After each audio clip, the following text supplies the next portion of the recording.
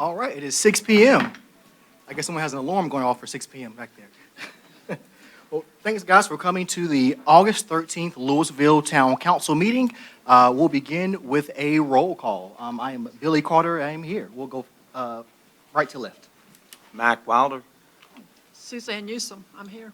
Good evening, I'm Stacy Howard. Jerry Gallagher. Good evening, everyone. Thank you for being here. My name is Brady Allen. Good evening, everyone. I'm Fred Franklin. Good to see you. Awesome. We also have our lovely town staff here as well. Our town manager, Stacy Tolbert. We have our attorney, Mr. Al Andrews, in the room. We have our planning director, Lynn Cochran. We have our public works director, John Hanna. We have Veronica, head of communications, in the back. How do I sound? All right, sounds good. We also have our town clerk, Angie Lord, and our finance officer, Pam Orrell. So sorry, PJ, and we have also our deputy, PJ. I didn't see you in the back. Good to see you, PJ. We're going to begin today with an invocation from Councilman Brady Allen, and then we're going to go into the Pledge of Allegiance from Councilmember Suzanne Newsom. Let us bow and pray. Dear Lord, we thank you as public servants and concerned members of this community that we can gather together today and discuss the topics that concern our town and the current events of our town. And we all in here want to see the best for our dear town of Lewisville. And so I pray that you'll give us wisdom and peace tonight as we navigate our agenda and try to make the best decisions for the town of Lewisville and the residents of the town of Lewisville. Thank you for this opportunity. In your name, Jesus, I pray. Amen. I pledge allegiance To the flag of the United States of America And to the republic for which it stands, one nation, under God, indivisible, with liberty and justice for all. All right. All right, so for item 2, we're going to go into the consent agenda. The consent agenda is usually a group of routine items that are not very controversial. I'll have our town manager read the consent agenda, and then I'll take a motion. Thank you, Mayor.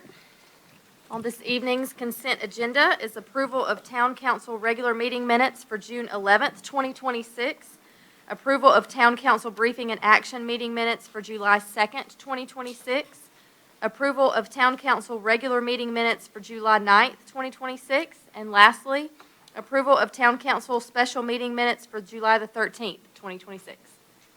All right, so council, we have our consent agenda from our town manager. If there aren't any changes, I would like to have a motion to approve. Motion to approve. Second. All right, there's a motion from Councilmember Allen, and you want to do rock, paper, scissors, or? We'll give it to our Mayor Pro Tem, Stacey Howard, for the second. All in favor? Aye. All right, and the agenda is approved. Next, we're going to go to item 3. We have our. Excuse me, Mayor. So sorry, Fred. Did we ever have a motion to adopt the agenda for tonight? I just saw that. I'm sorry if we did or didn't catch up. Yeah, So I'll make a motion to adopt Yeah. the agenda first. I second. Okay, thank you. All right, all in favor? Aye. All right, agenda is adopted. Thank you, Councilmember Franklin. All right, next we're going to go to our presentations from our deputy, PJ. Good to see you. Good afternoon. Hope everybody's having a good week. So tomorrow's Friday, thank goodness. Yes, sir. For the stats for July, 774 calls for service, 328 security checks, 29 traffic arrests, and 9 alarms. That number's down a little bit from last month, compared to 746 for our total calls for service July last year this time. 403 security checks. Same amount of traffic arrest and 11 alarms, and still got about a 6.5 minute response time. So not a lot to report. Just remind everybody that we're still navigating through the first week of school. Be patient. We're working with the school system to try to come up with correct traffic patterns, and we hope some of that will dial down. We're trying to assist and work with them. So just ask for everybody to have a little bit of patience and leave a little extra time until we can navigate this and get it worked out. So hope everybody has a good week, and look forward to the concert Saturday night. So come early, find your parking place, and we'll see you there. Thank you so much, PJ. It's been a good first week of school here in Lewisville. It's always a roughest week with schedules and all that traffic, so thanks for what you guys do every day. Yes, sir. All right. All right, next we're going to go to our next item, which will be item 3A, part 2. Guys, so today we have a large crowd here, a large room, and it's very rare. We often sometimes beg people to come to our council meetings because we get lonely talking to ourselves, so it is good to see everyone in the room. What I want to do today, because I know I have a room full of people who care about Lewisville, who care about their town, and who care about the future of their town. So I figured, as opposed to waiting to the end of this meeting, when people will leave, most likely, you guys are going to leave after the zoning cases, I want to talk about service. We do have some areas of service in the town that we need some help on, and I think it would be a great thing just to give you guys the information that we do have right now 3 openings to serve for the town of Lewisville. Everyone in here cares about Lewisville, I can tell. And so our town manager, if you could recite those 3 openings we have the zoning board of adjustments. We have an opening on Zoning Board of Adjustments, an opening on our Public Art Advisory Committee, and then our last opening is for our municipal service district, the Willow Run Municipal Service District, but you have to live in a specific area to apply for that one. Thank you, thank you. So the first one, Zoning Board of Adjustments, we need help from volunteers, which is great. We also have the Lewisville Civic Club. I'm going to get a shout out to the president, Maureen. They're looking for members to join. The Vienna Civic Club as well. They're looking for members to join as well to do good work for the town. We also have the Historic Nissen House, who also is looking for people to serve and to help. So I just wanted to use this time when I have a room full of people to speak about service. Our next item, we're going to go to our public forum. So we have 2 public forums each meeting. This will be the first of 2 public forums for our residents to address the council. Now, we do have 2 public hearings as well, which would be for the 2 zoning cases. Those we're going to do separately. So this would be more of a general public forum session for the town. Now, I do have a few signups. Had a few signups. So I'm going to read the ones that we have signed up. Anyone who has not signed up, what we're going to do is we're going to have a second public forum for you at the end of the meeting. So if you have anything that touches your heart, feel free to stick around for the second portion, and we'll love to hear your thoughts then. So I'm going to go with in order of what I have. The first one I have here is from Barbara Campbell. If you can come up and state your name and address. Thank you.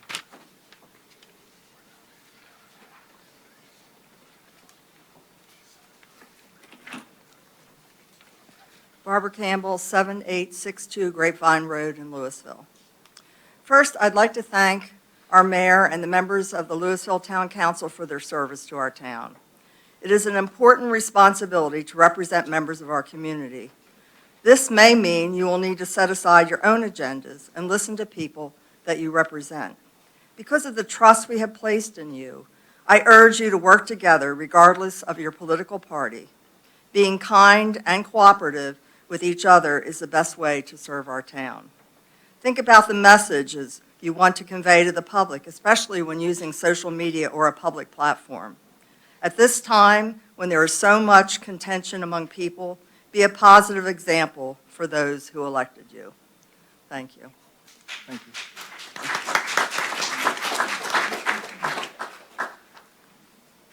Next, we have Deborah Thompson.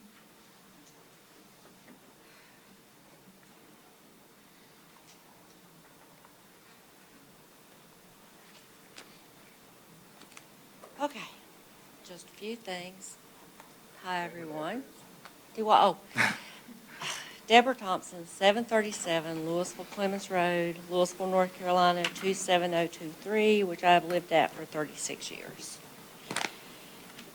The first thing I would like to address is just, it's a personal opinion, that anybody on council, the mayor, if you have a Facebook page, which everybody's entitled to have, if you have it saying that you're the mayor or you're a council person, you need to realize that anything that you say on that page is representing the town and every citizen in it. And you need to be respectful, and you need to recognize your position, and that words have meaning. And if you want to say something ugly to somebody, open up your own personal page that doesn't say you're speaking for the town of Lewisville, because that's not right. And then on that note, I feel the mayor owes me an apology. He may not feel it, but personal opinion. Your words to me on the Facebook post were out of line. It was borderline defamation of character. And you can't call anybody a racist and not expect somebody to get mad about it. You called me a racist. I'm not a racist. That's not right. That's not how you talk to a longstanding tax-paying citizen of a town that you represent. And now because of it, I no longer trust you or anything that comes out of your mouth. That's all I gotta say.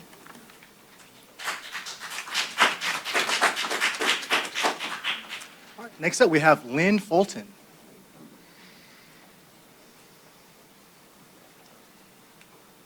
Good evening, Council. Lynn Fulton, 1529 Runabout.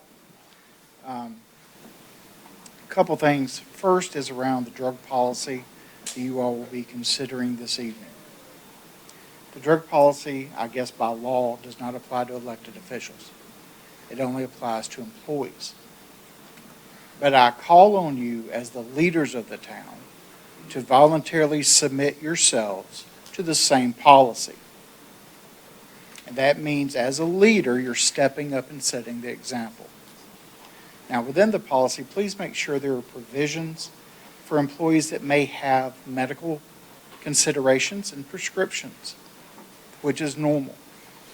But also you may want to add a provision for any employee that does test positive for any substance, that they are limited in the activities they can have and do for the town to limit the town's liability. Say heavy machinery, driving vehicles, things to that effect. Okay? That's what I would ask, is for all of you as leaders to pledge to submit to the same policy you're proposing for the employees. Okay? Second thing, social media policy. And I know this has been a point of contention with the last censure and things that came up. Currently, we as board members are requested and required to sign the social media policy that now has a provision that we have to put a disclaimer on our personal social media that says, this is my personal opinion, so forth and so on. I don't have the exact wording in front of me. That raises serious First Amendment issues. Serious First Amendment issues. I call on the council to revisit that and remove that provision. Because personally, by being a board member, it means I'm volunteering my time to help the town. It does not mean that I'm waiving my rights as a free speech citizen in this town. Okay? So I appreciate everything. And Mr. Mayor, I'm going to address this to you personally. There is a video of you at the church here in town, I believe, saying that we celebrate the slave owners of the history of this town. And instead of celebrating the slave owners of the Williams and the Conrads, that we should be celebrating the slaves themselves, that you had to fight for a Juneteenth celebration. That is inappropriate. That crosses the line, sir. That crosses the line to where you're introducing politics into a religious institution, which should not happen. So please be aware of where you are and what you're doing as we move forward. Because trust me, there are a lot of people watching. Okay? Thank you, everyone. All right, next we have John Bird.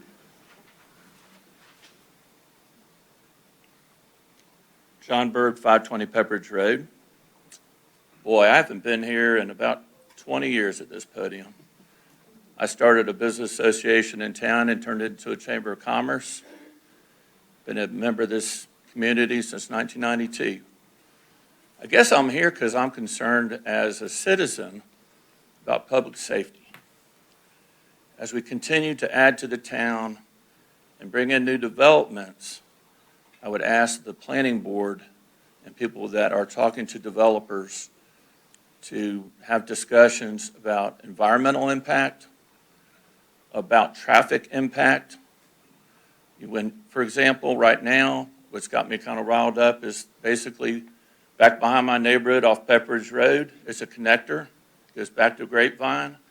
And when everything gets jammed up down on Conrad Road, they cut through my neighborhood. We got people walking dogs. We got little kids on bicycles. They're coming through my neighborhood at 45, 55 miles an hour, okay? I want to thank someone in Public Works put a speed limit sign out of my yard, and I gave them permission. And that, by God, that actually slowed them down for a while. But when it got pulled out, guess what? They're right back at it. And all this traffic is originating from these new developments and everything that you're discussing tonight, going all the way back down Conrad Road. Where do you think they're going to come through to get to Highway 421? The neighborhoods, okay? So think about your utilities, water, sewer, highways, streets, environment. When you're knocking down trees and you're doing all this stuff and you're putting all these houses in, think of the impact that's having. Because when I was on planning board, we had discussions about that type of stuff. And on public safety, I served on that board too. And guess what? We had discussions about what we can do to mitigate safety and making sure some kid doesn't get run over in one of their neighborhoods. Because it's coming. That's going to happen. It's going to be a very bad situation. It'd be very sorrowful. It used to take me no time to get onto Shallowford Road, and now that y'all put that, well, the DOT put the 3 stop sign situation down there, now the traffic is so spread out, it's like perfectly spread out, and I can't even get on the road hardly. So anyhow, going forward, I know a lot of you guys are new. I know Stacy, I know Fred, but you guys get caught up to speed on this town and all the things that we've done in the past to zone things. We zoned that whole area of Conrad Road YR for a reason, okay, to keep the rural atmosphere down that road and to keep high development from coming in that part of Louisville. Don't tear that down, okay? Thank you.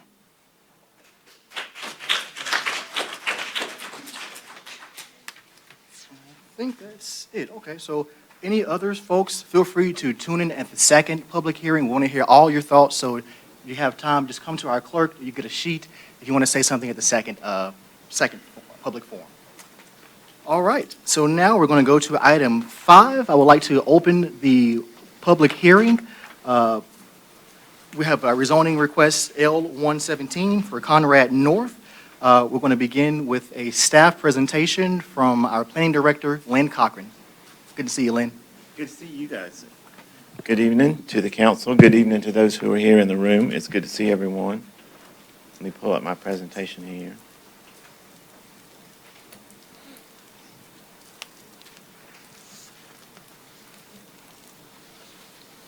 Our first presentation tonight is case L117, Conrad Farm North. This is a request to rezone a parcel of land measuring approximately 35 acres from agricultural to agricultural conditional for a planned residential development. The principal tax parcel ID is 5877905057. It's located north of Yadkinville Road, west of the intersection with Robin Hood Road, and this is a conditional rezoning. Currently, the parcel is vacant. It's partially wooded and contains off-site septic fields. The property has historically been zoned agricultural. In 2017, a special use permit was approved for the Conrad Farm development. The Lewisville Comprehensive Plan designates these areas as the neighborhood residential place type. Just a little history. In 2008, this parcel and those to the south were conditionally rezoned for a residential development. Of course, we know in 2008, that was the housing market crashed. Things sort of calmed down, and there was very little in the way of housing inventory development. However, the vested rights expired because nothing was ever done with the property. In 2017, a different firm came in and gained approval for a special use permit from Town Council to allow a planned residential development, which so far is made up of Conrad Farms phases 1, 2, 3, and 4. A couple of maps. This just shows where it's located in the town, a little reference map that gives you the vicinity.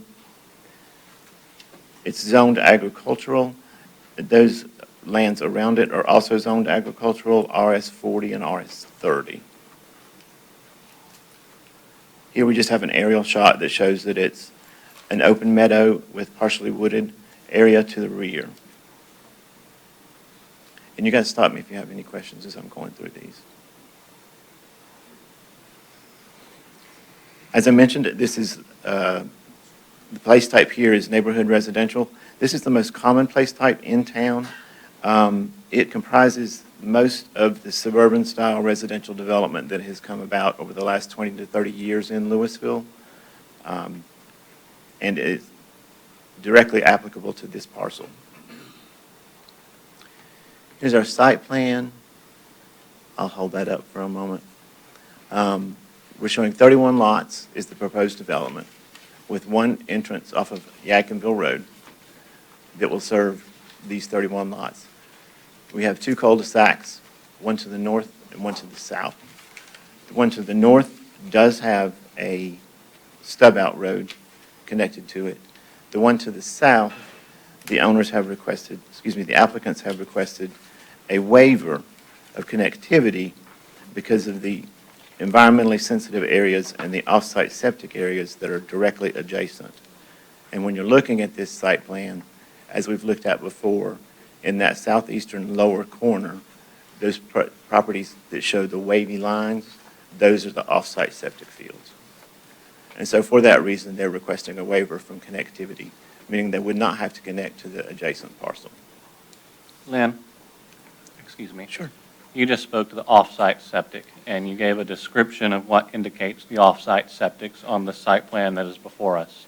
Can you point out just a little bit more clearly where those are on this site plan for the rest of council and the audience here tonight? Sure. If you look at there's two cul-de-sacs, if you notice those, the round circles on each end at the north and then sort of down at the south.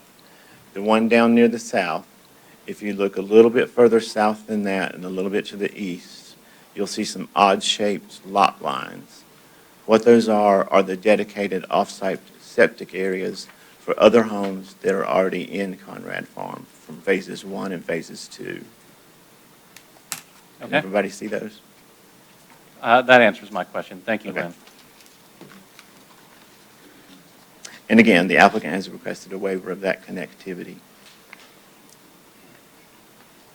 A little history about planned residential developments, information about planned residential developments. They are our preferred method of land subdivision in Lewisville. They're based in conservation subdivision principles, which hold open space at a high priority and focuses on concentrating development to maintain those open spaces. Conrad Farm North proposes a density of 0.88 dwelling units per acre and just under 50% open space. 0.88, of course, being less than 1.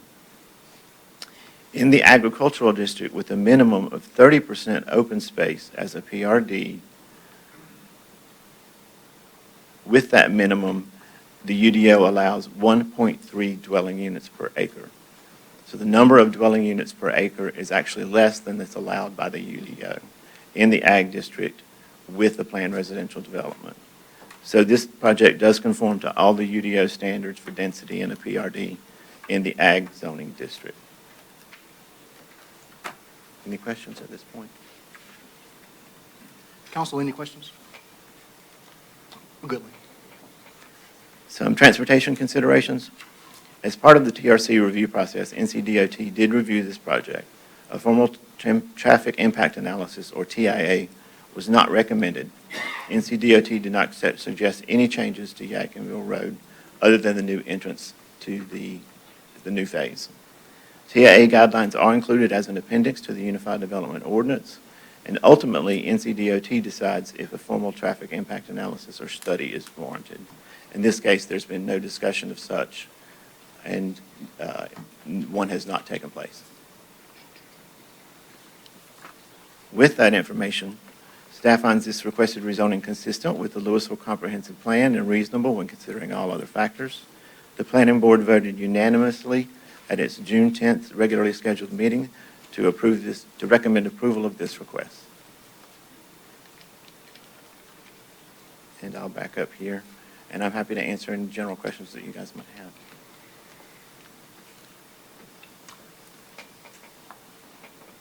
I think we're good, Lynn. Very good. All right. Now we're going to begin the public hearing for this rezoning case. And I have a few names written down, guys, but if you're not written down on this one, if you want to just come up, just raise your hand. It's okay. I might need some glasses. Mayor, if I may recommend. Sure. To start with the applicant. Okay. Generally, for rezonings, public hearings, we start with That's the applicant. my mistake totally. Yeah, I'm trying to get to the meat of it all. Yes, sir, we have the applicant here. I would like for the folks at Conrad Farm North Development to come on up. You'll also need to formally open the public hearing and then close it after the public comments have concluded. Okay, do I need a motion for that, or? No, you can just formally open it. Okay, so we're formally opening the public hearing. Thank you, Al. We're formally opening the public hearing. We'll begin with the applicants.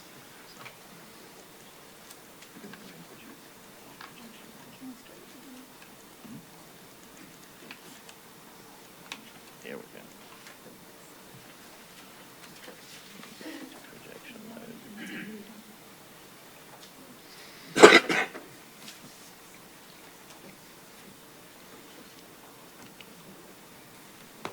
Hey, Brady, you got any corny jokes to kill the time right now? Not at this time. Okay. I don't have any either. Good evening. All right. Thank you for your patience. Good evening. My name's Amanda Hodiern. I'm here tonight on behalf of the applicant and property owner, which is Conrad Farm LLC. My offices are at 804 Green Valley Road, Suite 200 over in Greensboro. From the owner entity tonight, I have with me Mr. Tom Flanagan and Matthew Dunbar. They are the acquisition and project managers working on this Conrad Farm project. So here, if we have any questions, I also have with me Mr. Paul Stimpson of Labella Engineering and Associates, who is our technical expertise and worked on the site plan that we'll talk about tonight and that you have before you. So thank you for your consideration. We're happy to be here. Real quick, just to set the stage and preview what we're going to talk about, at least from my comments, a summary of our request. It is one parcel comprised of 35.14 total acres, owned, as we've said, by Conrad Farm LLC. They've owned it since 2017. This is a request to amend the existing planned residential development. You heard a little bit about that from the staff presentation. So this is not a request to go from one zoning district to a new zoning district or change a zoning district. It is purely about tweaking or modifying that existing planned residential development that's in place. And the reason is because, why would we do that if we have the existing zoning, excuse me, that we need? It's precipitated on a changed circumstance. So as we know from 160D-605, it's reflected, carried over into your town ordinance. One of the factors for a rezoning, a zoning map amendment, is changed circumstances. So we know that that is a basis that can create not only an appropriate request for a rezoning, but often a good candidate for one. And that is in fact the case for us tonight. So because that's the reason we're here, I want to quickly just call Mr. Stimpson up real quick to explain what that one is in our case, because it's a technical one. And so I want to allow him to get that common basis of understanding before we go forward. Well, good evening. Thank you for your time. I'm Paul Stimpson for Labella, 12D Oak Branch Drive, Greensboro, North Carolina, 27407. So we obtained approval for the sewer outfall for Phase 3 and 4, which is 93 home sites from NCDEQ, North Carolina Department of Environmental Quality. So with that approval, the sewer outfall is under construction now. and it'll be finished, there'll be a pump station. When that was approved, it nullified the need for the septic fields on the northern side of Yadkinville Road. So this plan is for an open space neighborhood, basically 50% open space with 31 home sites, and it exceeds the requirement of 30%. But the lots over on the northern side will be designed by a licensed soil scientist, and they have to become licensed in order to protect the public. So it will be individual septic fields for those home sites on that side of the property. And it will be done in a manner, they have to obtain a permit to build the systems, and it'll be similar to the existing development. Those have existing septic fields.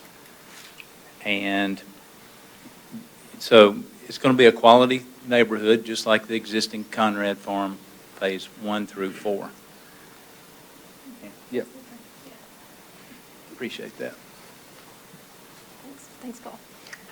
So again, just to clarify, because of the ability to do something different for the utility availability for the existing approved, already under construction phases 3 and 4 on the south side of the road, that opened up the opportunity to do this request on the north side, hence the change circumstance. And we're going to talk all about the site plan that Mr. Simpson was alluding to look at that more carefully. Yes, ma'am. With that change of plan because of the new circumstance that arose, Yes, ma'am. my understanding is that the town approved the pump, the new lift station to put sewer in 2023. Is that correct? You were aware that that was going to happen in the development?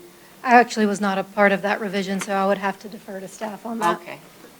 A minor staff change was approved in 2023, so they could amend the plan that was approved in 2017. Right. Allowing the pump. The actual permitting of the pump had to go through state permitting. But the allowance of it just to be there, yes, was a staff change, because it met UDO standards at that time. But the developer was aware that this change was happening, whereas the residents, from my understanding, did not know that this is why there was a delay with new construction. That's my question. I'm not aware of if. No, I'm Yeah. as I don't You're know that speaking for the it would make developer. sense to, in this forum, categorize it as a delay or when everything was aware. Because I think what we want to talk about tonight, and then I'm happy to, answer those questions and Okay. to the extent that it makes Sure. sense or is appropriate here. But just so I can fully understand your question and we have all the information out, it may make sense to get through everything inclusive of the project history and then see where we are, if that's all That's right. fine. Okay, thank you, ma'am. So with those summary points in place, the last thing I'll mention is just what Mr. Simpson was alluding to, is that what's before you tonight, that with that modification, is a site plan conditional PRD still, meaning that it is a site plan acting as zoning conditions. A PRD can only be approved through the conditional zoning platform. That's why we are here. So through that process, should it be approved, it would give you maximums, minimums, transparency, predictability, but it's engineered and reviewed through your technical review process, the TRC process, and that happens prior to this hearing and afterwards to ensure that if it goes forward, it meets with exactly what was approved. So that is an important point we'll talk a lot about, is that site plan predictability and how it acts as conditions. So thinking about the fact that this is such a site-specific approval and that it's coming in to modify existing circumstances, we're not starting from scratch here with a green field with nothing else around. We need to look at a whole slew of considerations to undertake something like this. While it may sound small as just a minor modification, it's actually even more complex when we think about needing to still remain compatible and in keeping with and keep the integrity of all the existing conditions around. So just real quick, project considerations that go into any rezoning, but in this case, some super important ones: character of the area, surrounding uses, which is different than character, right? There's actual uses and how they function, and then there's the character, the feel and the things that people enjoy about an area. Existing zoning, the directives of the Unified Development Ordinance, what does it mean, the zoning districts that are in place, the permitted uses, the dimension, the requirements, how all that works together. the town of Louisville's adopted comprehensive planning documents. We have those for a reason. 160D requires us to use them in these contexts. So what does that tell us when we look at a development project and what we would want to propose? Location on a thoroughfare road facility. That's an important factor that can't be ignored here. Also part of your comprehensive planning. Proximity to regional amenities, your infrastructure availability. That's not just utilities, that's also your roads and what type of facility those roads are.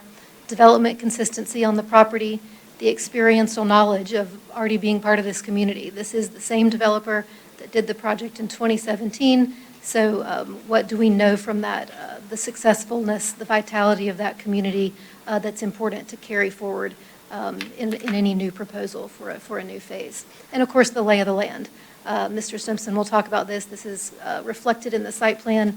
The engineering, we know, works with the land rather than against it. That has a lot to do with how the road is laid out, where the septic fields would be, where we can and cannot have connectivity. That's all working with the existing conditions on how the property actually lays.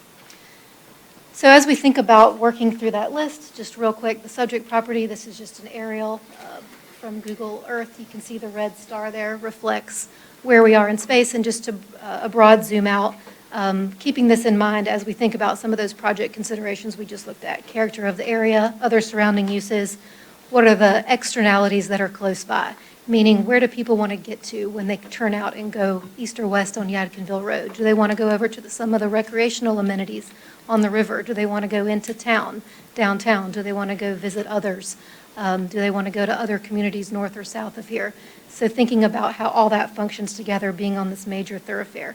And then, of course, the pattern that you see. We're nice and zoomed out here, so two things jump out at me. Yes, a lot of green space, all that lush open space and conservation planning that we heard about and that we're going to talk about, but also consistent patterns of residential development. We see lots of planned, very intentional, what's called a major subdivision under your ordinance. And I would point out that that is what this proposal seeks to continue. Again, still thinking about those broad aspects of existing conditions and pattern, we look at the zoning map. You can see here the parcel highlighted as a whole, as it was zoned in 2017, AGS is actually the official zoning, S standing for special use, which is how PRDs were approved back in 2017.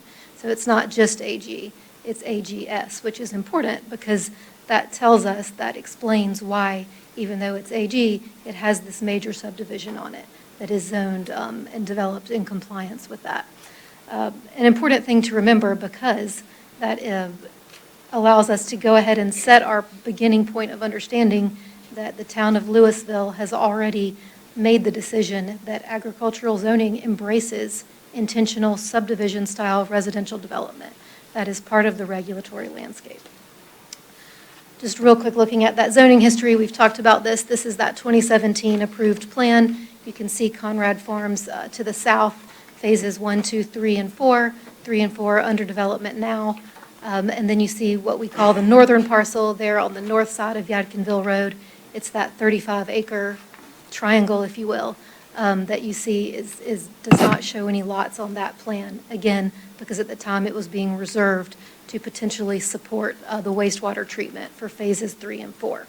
Since that is no longer needed, that 3 and 4, phases 3 and 4 can be handled without spray fields on the northern tract. That is the change circumstance that is the basis for coming back before you tonight for this planned residential development request. So the zoning landscape, I want to come back to this because it is important to note that we're not asking for a change of district. We want to stick with that agricultural district. So how do we do that? Thinking about the purposes of that district, what we may all think of, just common knowledge when we think of agricultural. To be clear, your purpose statement here does look at things like protecting the rural character, discouraging scattered commercial and residential land uses, looking at keeping urban development in already urban areas, and of course, preventing or steering clear of the need to prematurely extend infrastructure where it doesn't already exist or where you haven't planned for it. Now, we do know from your ordinance, it tells us, page 127, I believe, that the purpose statements are not meant to be regulatory. They're just policy objectives. But how do we reconcile that with, as we've noted, intentional major subdivision residential development in the agricultural district? How does that work together with these purpose statements? Well, we look at the permitted use table. So this is an excerpt from it here. I've highlighted, you see going vertically, agricultural district. You follow that across horizontally. You see the green highlights. It allows for single-family residential zoning. It allows for major subdivisions. And in yellow is the permitted use that exists today and that we're asking to continue existing, planned residential development.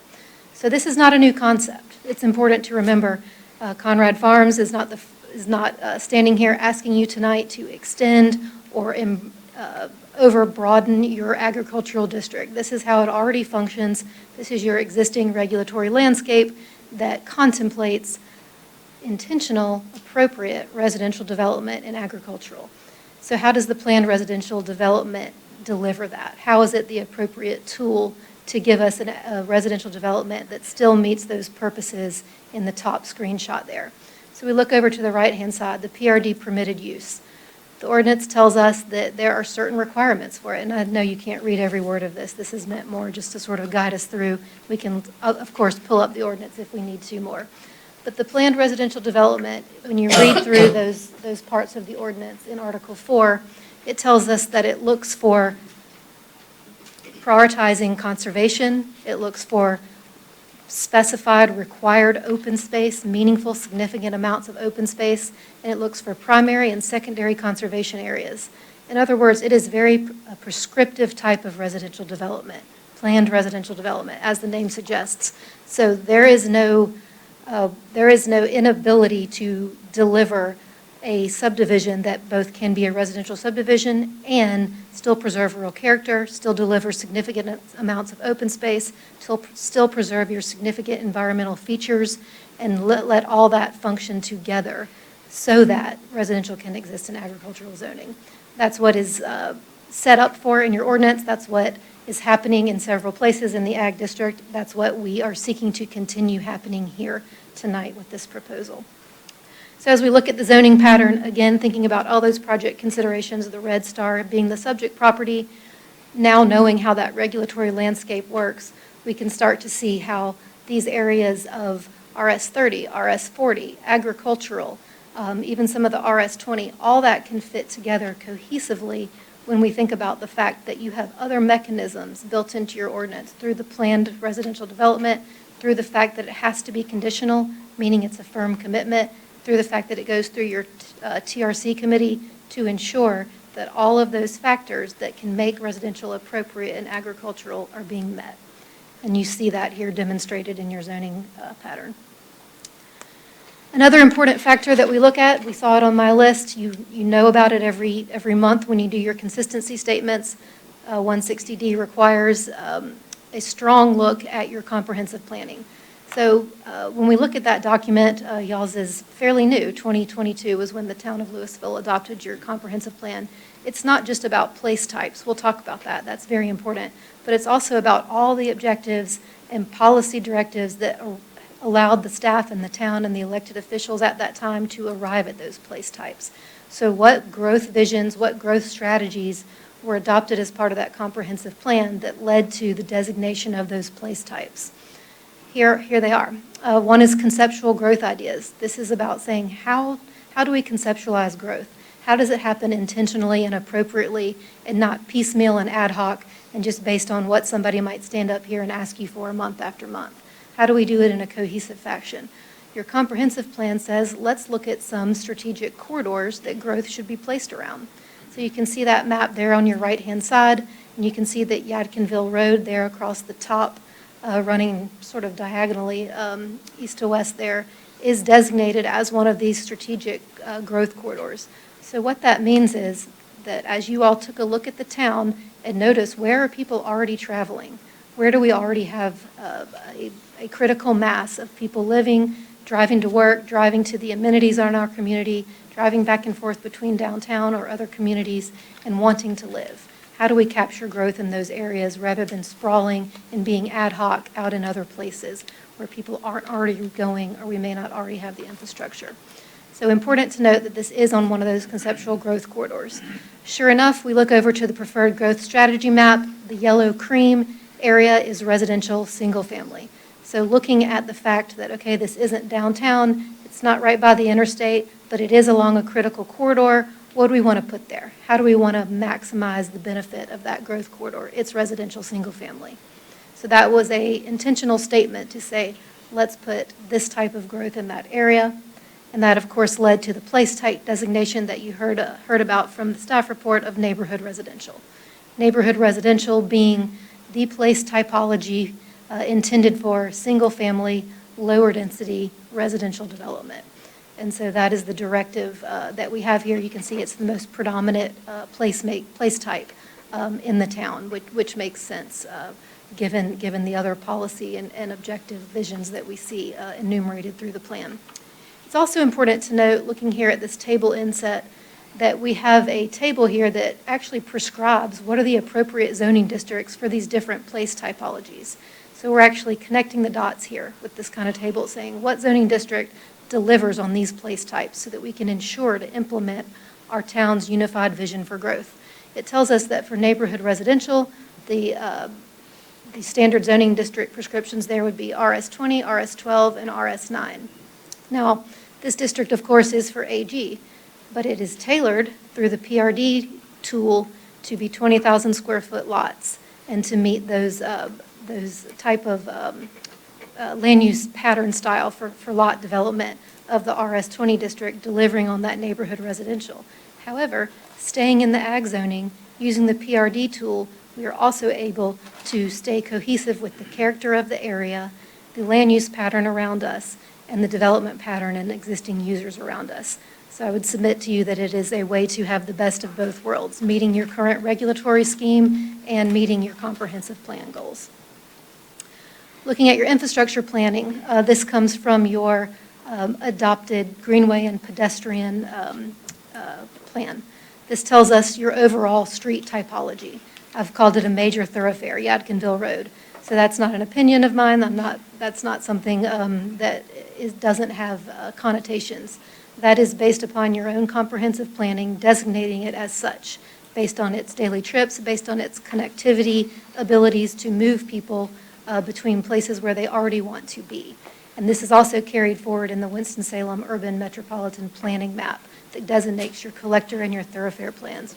What does that mean? It means funding. That's how improvements get funded. That's how organized growth and planning for infrastructure happens, so that everyone, NCDOT, the town, the county, the other municipalities in the region are all on the same page as to what roads have the right priority and the same rankings. So major thoroughfares, we know, it says here from your plan, are primary traffic arterials in the area. They handle large volumes of traffic at moderate speeds. They provide access to major commercial and residential land uses. You can read the rest, but the point is that they are designed, implemented, planned, located to move people between exactly these type of development patterns that we're looking at tonight and that we're seeking to continue with this proposal. So all that to say, we've funneled all those things, all these project considerations, and we develop a conditional site plan. That's what's before you this evening. You've seen it in your packet. You've heard about it some from Mr. Simpson. He's certainly here and available to answer more questions. But looking at all those things, those regulatory aspects, those directives from your policy goals, what does that mean? How do we tailor that into what we are submitting before you tonight is a reasonable and consistent proposal? 31 lots. That's actually, I think that's a typo. It's actually under, yeah, that's right. It's under 1 unit per acre, which is less than the maximum density requirements in your PRD. You saw that in my table. You heard it from the staff report. It allows 1.3 units per acre. We're asking for less than 1. And that is intentional. That's leaning into and trying to be very appropriate and scoped and tailored to those agricultural purposes and intents, not trying to max out every available inch and square foot on this property, but keeping it in an appropriate place. And again, a firm commitment, because this is conditional site plan zoning. Minimum lot size of 20,000 square feet. That is mirroring not only with our neighboring development pattern to the south. It's smaller than the lots to the north of us that are at RS30, larger than some of the other lots to the east of us. but it is exactly in line with that prescriptive zoning district for neighborhood residential that we saw of RS20. These are the same size and dimensional standards from Conrad Farms Phases 1 through 4, and that's intentional because we want this to be cohesive. Again, we have some experiential knowledge of the success and the attractiveness of that neighborhood, so we don't want to do anything to detract from that or deviate from it. We want to do more of the same in those regards. It also has a 30-foot buffer yard along Yadkinville Road. You can see that when you drive there. It's a beautiful buffer with lots of different texture, colors, depth in it to create that scenic screening along Conrad Farm. That would be in place here as well. Preserved open space, 49.96%. That's a big deal. So that's a requirement of the PRD zone that we talked about, that permitted use, but we're delivering it at a higher interval than what we could have done. Again, leaning into and really trying to embrace all of the directives that we've gleaned from your ordinance and policy documents. So 50% open space, and again, a commitment, a site plan guarantee. A single aligned access point, that is the result of those TRC conversations with NCDOT. The existing off-site septic fields that you talked about with Mr. Cochran, those remain in place. Those are in that bottom southeast corner. That's because they serve existing lots in phases 1 and 2. So that's not being interrupted. The proposed lots here would also be on private septic. Every house will have its own private septic field. Most of them will be on-site. In some areas, it might have to be a special purpose lot, but it's not a community system. It's not a package treatment system. It's not a public system. It is private, individualized septic systems, just like probably most everyone here is familiar with and has. Drainage control measures, meeting all of the low built-upon area requirements. Those are the regulatory controls in your ordinance that dictate how to manage stormwater. Sidewalk, curb, and gutter, meeting those design requirements. Public roads, private septic, as we've talked about. So again, we can talk about that in more detail, and Paul is here to do so if you have any questions, but just wanted to quickly highlight and walk through how funneling all those various project considerations that we looked at the top of my comments equates to a very intentional and diligently produced site plan. So hopefully what you will glean from all this and what I want to submit for your consideration is that when you go to do a proposal like this and you want to be not just cognizant of, but you want to abide by the regulatory landscape and the growth and vision, comprehensive planning goals of a community, you want to layer all of the information. To look at just one of the aspects would do a disservice to all the effort and resources as a town that you guys have put into doing your own planning and coming up with your vision and how you want to grow as a community. So I kind of think of it as a pyramid, so that's why I've designed it this way, but we look at them all, starting with your comprehensive planning. What are these areas meant to look like in your mind, you as the town of Lewisville? What have you decided are your growth objectives? How do these look in the larger organizational planning, comprehensive planning, the MPO plan that I talked about, the Lewisville Greenway and Pedestrian Connections of Tomorrow plan? We next look at your UDO directives. Again, we're not here asking for a text amendment, asking you to exceed what your AG district already does. We're asking to continue using the tools that you've already put in place. AG plus PRD equals those conservation, high open space, high design efficiency types of subdivisions. Preferred land use pattern and property use, we've talked about that, how to contextualize all that with what's around. Return on investment of infrastructure and its planning. That's that major thoroughfare facility coming into play. The road is there, it's already moving people. Let's let people live in areas where they already want to be and where it's not further draining or overextending your infrastructure to new reaches. So we bring all that together. We think we have something that looks nice, but we want to make sure it's a commitment. We don't want it to bounce around or perhaps move off of the framework that we've learned from working through all these attributes. So we do conditional zoning. And that's actually required, of course, by your ordinance, because if this PRD tool is going to work, it has to be a commitment. So conditional zoning platform, we're using that. And it's not just a narrative that says, there will be a pretty buffer, there will be, no more than this lots. It's an actual site plan so you can see how it lays out. And then to make sure that we are not missing something or misinterpreting something or failing to check with a certain agency, it goes through your TRC review process. That ensures that we're not in a vacuum, that Paul hasn't gone off on some tangent that doesn't make sense. It's reviewed by the town staff, the NCDOT staff, any watershed and erosion control regulatory authorities that the town uses to ensure that we are in fact able to deliver on those regulatory requirements that I've talked about and that govern all of your development proposals.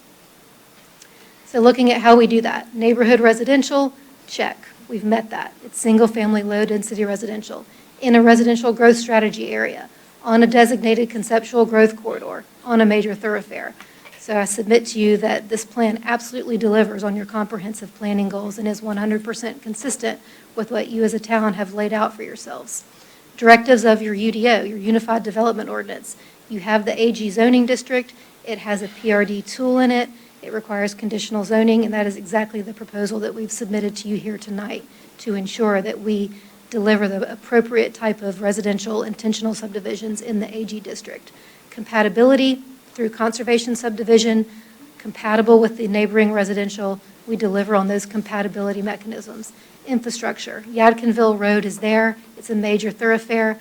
We're using appropriate private septic that makes sense for the area, that's properly engineered for the lay of the land, and we are capitalizing on the ability to use a regulatory process for that change circumstance on those phase 3 and 4 lots that created the change circumstance here to the north.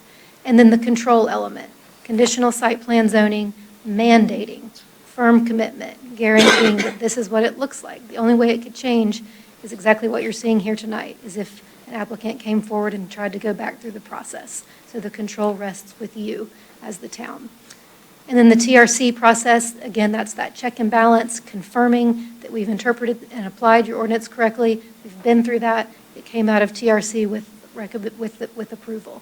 That's how it comes before you tonight, one of the reasons it has a recommendation for approval. We have had neighborhood communication and outreach. We had a meeting back in May. There's several folks here, I'm sure, who participated in that meeting. Things that I won't attempt to say for them, but we can talk about. There was a lot of questions about some of the things Councilwoman Gallagher was asking about. How did this come about? What's the history? What's the reasoning? We had some micro questions come out of that about, hey, can we look at how you handle drainage in this area? We were able to work with that neighboring property owner and add some engineering elements to the plan that I believe satisfied those concerns. We have not heard from that person since. So just an example of how we were able to do some neighborhood communication to identify and resolve some what I would call, insular micro issues. Also talked to our neighbor on the east, the farming neighbor over there, where we've requested to not show connectivity. He was very interested in, continuing his farming use there. No interest in development from him. So that was one of the factors, in addition to the environmental constraints, in addition to wanting to preserve, obviously having to preserve those off-site septic systems. Having heard from him and knowing he's not about to develop and has no interest in development, that also solidified our site plan design to not show connectivity to the east there. And of course, we had a lot of discussion at Planning Board, which I imagine you will hear some more about tonight and have the opportunity to get to continue. In conclusion, to bring it back to the analysis and the applying of merits and all of the aspects I've talked about, I'll say an overwhelming amount of information. How do we funnel all that down and make sense of it? It's the 160D 605 analysis that you always have to use. Is it consistent with the comprehensive plan, and is it reasonable? As I've said, this is consistent. You've heard it from your staff report as well. It not only meets your neighborhood residential place typology to a T, but it builds on and advances those vision and growth directives using your growth corridor strategies and your growth strategic areas, giving you residential development in a residential area on a strategic corridor, on a major thoroughfare. It's reasonable because it demonstrates a compatible and harmonious land use, delivering the same size lots that we have all around us, but also doing so ensconced in 50% of open space, so that you still get that rural character and commitment to open space and natural feature preservation that's so important in the Ag District, but also to the town of Lewisville as a whole. This is an efficient use of a relatively large piece of acreage that has a stream corridor, using the permitted uses and the density allocations that are already prescribed and set up for in your AG district, not asking you to go outside of that at all. Building on the changed circumstance, as we've talked about, advancing multiple directives of your AG district through the PRD tool that specifically seeks to enhance open space and compatibility. It's exactly what this project delivers. It's use of conditional zoning to give you that high intentionality and high degree of control. And then I'll just conclude by reminding that we do have staff recommendation of approval and a unanimous recommendation of approval from the planning board. So I appreciate your time. We're here for questions, be it now or later as you get into other comments and deliberation. And I'll remind you that we've got ownership team here and our project design team. And I thank you specifically, Councilwoman Gallagher, for letting me get through all that, and happy to revisit your questions and discussion. Council, before we go into the public hearing, if it's okay, if I can just ask one question, I think it's going to be on people's minds before I let her sit down. What is the plan for the Phase 3 and Phase 4 of Conrad Farms across the street? It's where you have the trucks and the dirt, all that stuff all over the place. So going outside of the subject area of the request, you're asking? Okay, if you don't, No, if you don't know I what's just gonna want to happen make next- sure I'm happy to answer that. We have our ownership team here. I just want to be careful and clear that we're not seeking to rezone anything to the south. So long as we all understand, we can, provide information, but that would not be part of our request tonight. Okay. Is that- Well, as I look at what's in the public interest, that's kind of one thing I want to know as we build more and dig up new dirt, kind of what's going to happen with the old dirt, because it is kind of It's under construction, yes. Yeah, it kind of changes the experience for a resident when you have your neighborhood is already torn apart, and now they're going to start tearing across the street. So I just didn't know if you had a plan, or if there was something that you guys were working on, or... I'm happy to let perhaps Mr. Flanagan is best suited to answer that, but I think the short answer is, construction is a process. It's not necessarily anyone's favorite time, but it is a temporary time that gets us to the end result of attractive, desirable housing, but I'll let you speak to the specifics. Tom Flanagan, Conrad Farm LLC, 5826 Sandman Drive, High Point, North Carolina. Thanks for having us. We appreciate the time. I know you guys got a lot of information. But we're here to discuss the zoning of the northern acreage. Okay, I'd be more than happy to fill in a little information, but I'm not going to give detailed project schedules. Okay, so Phase 3 and Phase 4 under construction. There is a plan to start selling lots to the home builder in the next few months. I don't have an exact time for that yet. And 3 will be sold first, and then Phase 4, as it comes online and is completed, will be sold after that on a takedown schedule that's determined between the home builder and the developer. This section has a lot of work to do. I mean, we don't even have the right now, with no zoning, to do what Amanda is showing you. So this has a lot of time. So there will be time for the Phase 3 and Phase 4 lots to be absorbed into the community as this section or this future phase is developed. And that's a good point, and kind of bringing it back to your comment of, why are we thinking about disturbing new and different dirt when we have all this other dirt over here? And Tom hit the nail on the head. It's that pipeline management. As we all know, we are in a housing crisis. We're behind 100,000 lots in the triad as a whole. So 31 may not be a lot, but planning for it now and allowing that 18-month process to start that Tom's alluding to allows us to try and keep that pipeline in play so that we don't grow further behind or find ourselves in a position where there is no housing inventory for everyone looking to stay in our community or come to our community. You want to say something? Go ahead, sure. Yeah. Just a question in general. As legislators, we have a very different role than the planning board. And I think part of our role is to make an assessment in terms of what this project will be as an asset, not only to the neighborhood, but to our town. So it's kind of a general question, but if you could just Yes, ma'am. speak to that. Oh, certainly. I think that's actually very well put, because you, as a town council, are of course here, not as an HOA board or an individual property owner. You, as legislators, as you say, are here to look at the best interests of the town as a whole and what's going to facilitate that on balance as you look across all the various needs. So again, I'll lift up the fact of adding attractive housing. We know that the Conrad Farm community has been very successful. It continues to be a very desirable community that folks want to live in. So looking to add to that in a way that doesn't detract from it. Certainly the things we looked at in some of these planning documents, you could have someone standing here before you tonight asking for something much denser and making a case. But we didn't want to do that for exactly what you're saying. We want to be an asset to the town and to the community as a whole, and not just ask for what may be good for one property owner. So looking to do something that is right in the line, right exactly down the middle of your AG zoning, your PRD tool, and looking to deliver a 50% open space plan, looking to keep the exact same lot minimums that we have on the other side so that it's nice and consistent.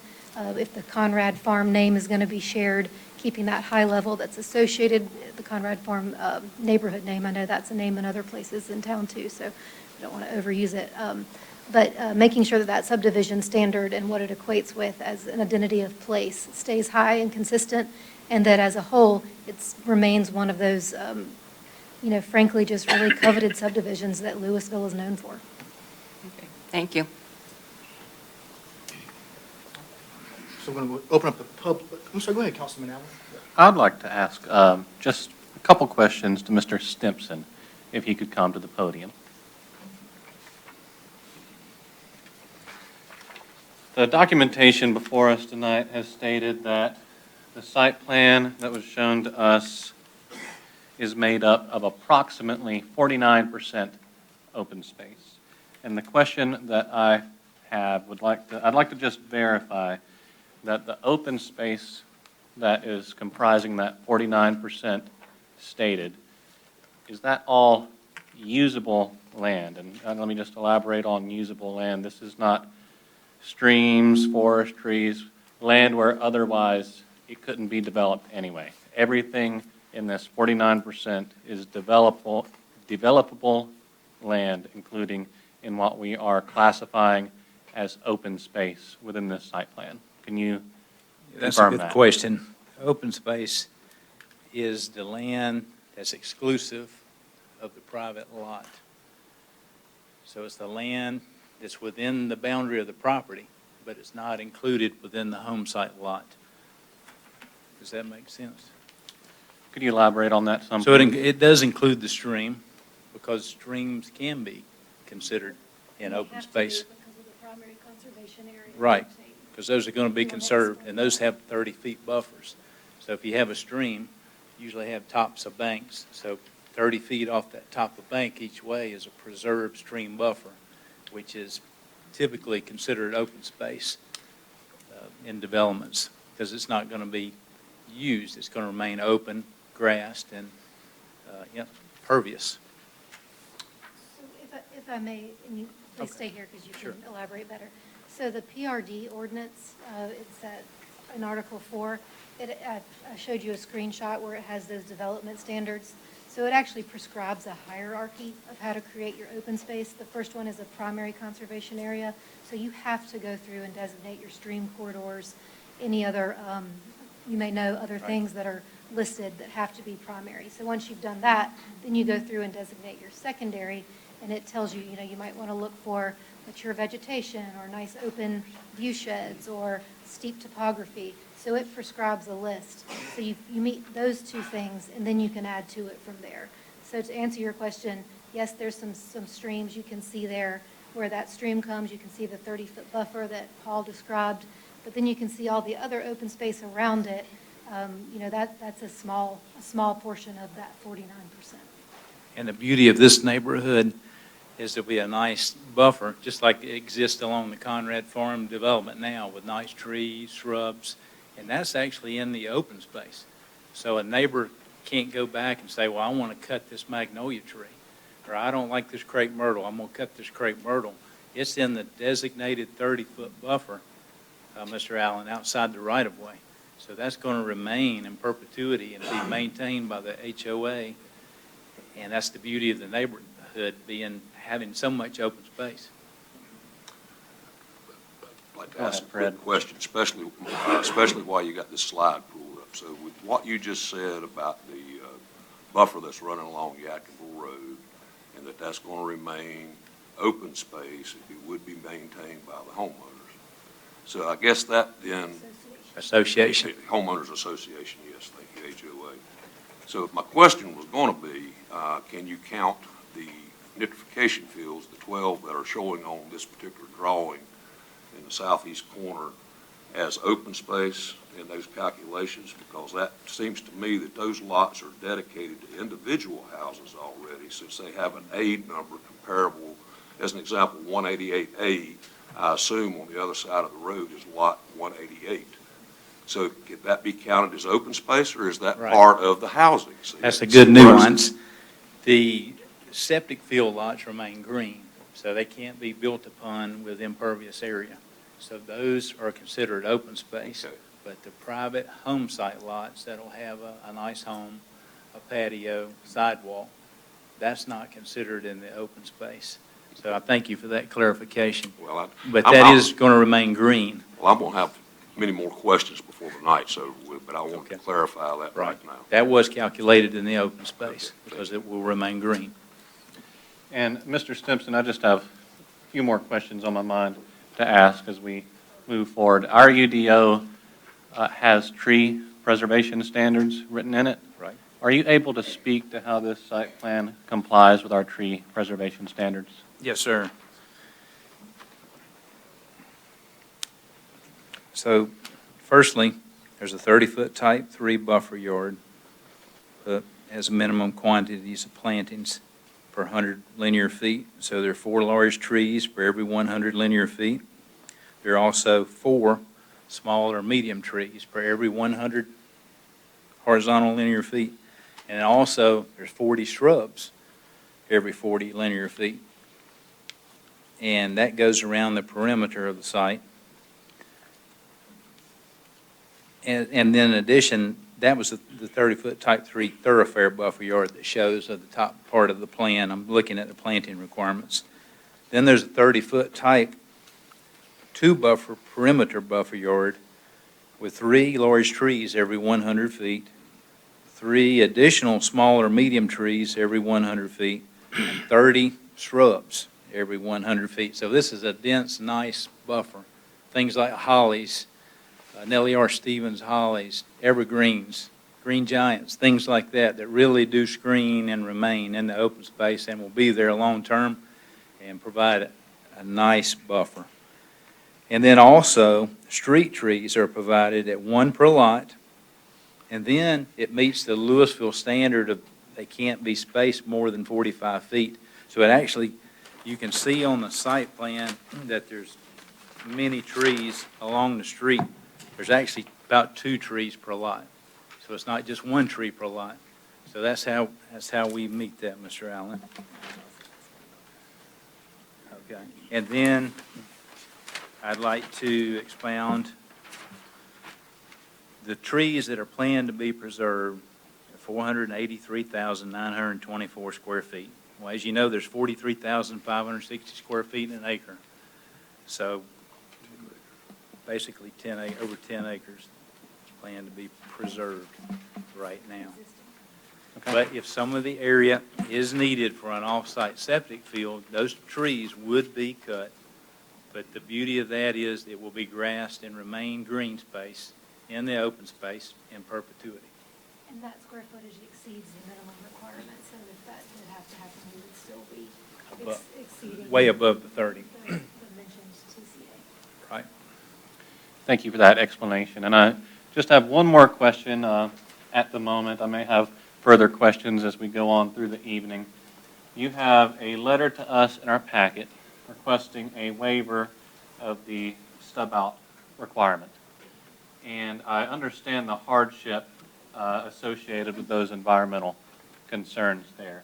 And I would just like to verify that you have exhausted all other options to meet this stub-out requirement? We have, because of the buffer, the 30-foot buffer needs to be there. We coordinated with the town of Lewisville, Mr. Cochran, and that 30-foot buffer needs to remain in place. So that would preclude that street crossing the stream at that point, yes. Okay. Thank you for answering my questions. Okay. Thank you. I have a question regarding the 30-foot buffer. Conrad Farm South, I'm very familiar with the 30-foot buffer that needed to be utilized by Duke Energy because they had to put utility lines in that area because there was an easement. Would that be a possibility for the new development? Because you didn't expect that option, initially. We'll see if Paul's It was aware. going to be all So- septic at well, so Conrad Duke- Farm South. Duke Energy would be electrical easement, though. Right. Yeah, the electrical, And for the pump. Mrs. Gallagher, that should remain up in the street with Duke Energy for this north proposal. Their line should be up in the street right of way. Okay, That was a little different on the Okay. south side, but the electric in this neighborhood on the north side would be in the street right of way, okay. which is a 50-foot right of way, public right of way All right. swath with 10-foot dry utility easements on either side of the right of way. Okay, so that if the problem, say the problem occurs like it did in Conrad Farm South, where you ran into rock and the lots couldn't perk and you couldn't do septic, I mean, is it possible, if that happens for the new development, there would be, the protection would still be there for the buffers, because you would use what's already in existence in terms of the utility lines? Right. That would be very unlikely on the northern side. That power had to be run, three-phase power had to be run down to the sanitary sewer pumping station. Okay. This side would not have a pumping station. So the Duke power lines would remain in the street right of way on the north side. Okay. To your broader plan, I'm glad you asked that. So if for some reason a site didn't perk, the other rules and requirements, things we've talked about tonight, don't move. Those are static. So it's not like, oh, you didn't perk, so you can have some relief on the buffer. It doesn't work that way. So if all of that happened and we couldn't find it somewhere else, the developer would have to lose a lot. It's not, you're not allowed to simply say, okay, well, we'll just not provide a buffer, but right there. Well, isn't that what's happening on the south side? No, ma'am. So those have all been approved and permitted through the proper planning processes. So again, you're looking at that quilt of all the regulatory pieces. If it was a situation where it was undermining the integrity of the regulatory approval, then it would cost a lot. You don't get to a pass on meeting your other requirements.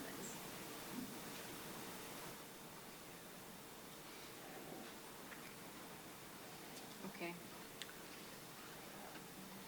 We'll have plenty of opportunity for questions. Let's go Yeah, ahead and vote. I'm going to roll into the public, the public hearing. So once again, guys, I have 4 names here, but if anyone who didn't get a chance to sign up for the Conrad form, just let us know. We'll allow you to come up as well. The first person, forgive me, I can't read the last name, but your first name is Charles, and you are against it. Nice to see you, Charles Sharp. Well, we have none for it, by the way, so Charles will be the first one against it.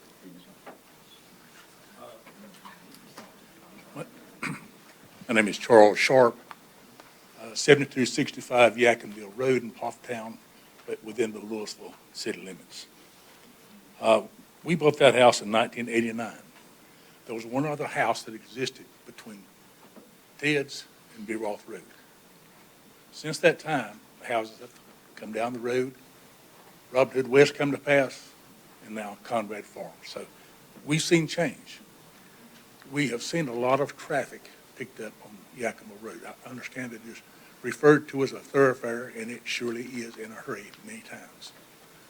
Vehicles that come up and down that road averaging more than 4,000 a day. Many of them are speeding. They're coming around that curve, and because you've got that straight stretch down to Robin Hood Road or vice versa, they're speeding. There are accidents that take place as they come down the road. They're into the fence right down there at Saskate. That's happened many times along the way. what I picture in my mind is if we approve this development to be added across the street at the entrance that exists currently, if I'm in Conrad Farm looking to get out on that road, I'm looking to the left and I'm looking right, hoping I'm not seeing a speeding vehicle.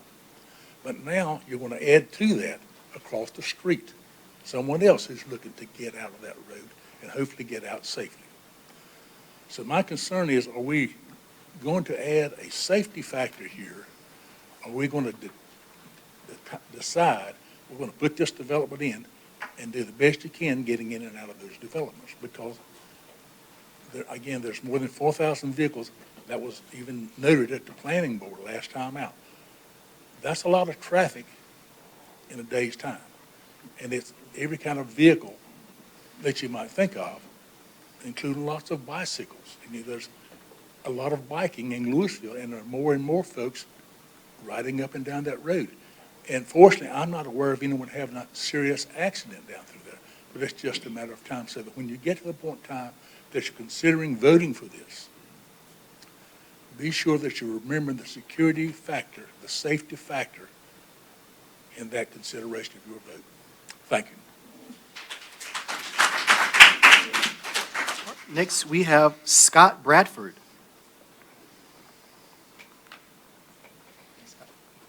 Hello, everybody. First of all, thank you, council members.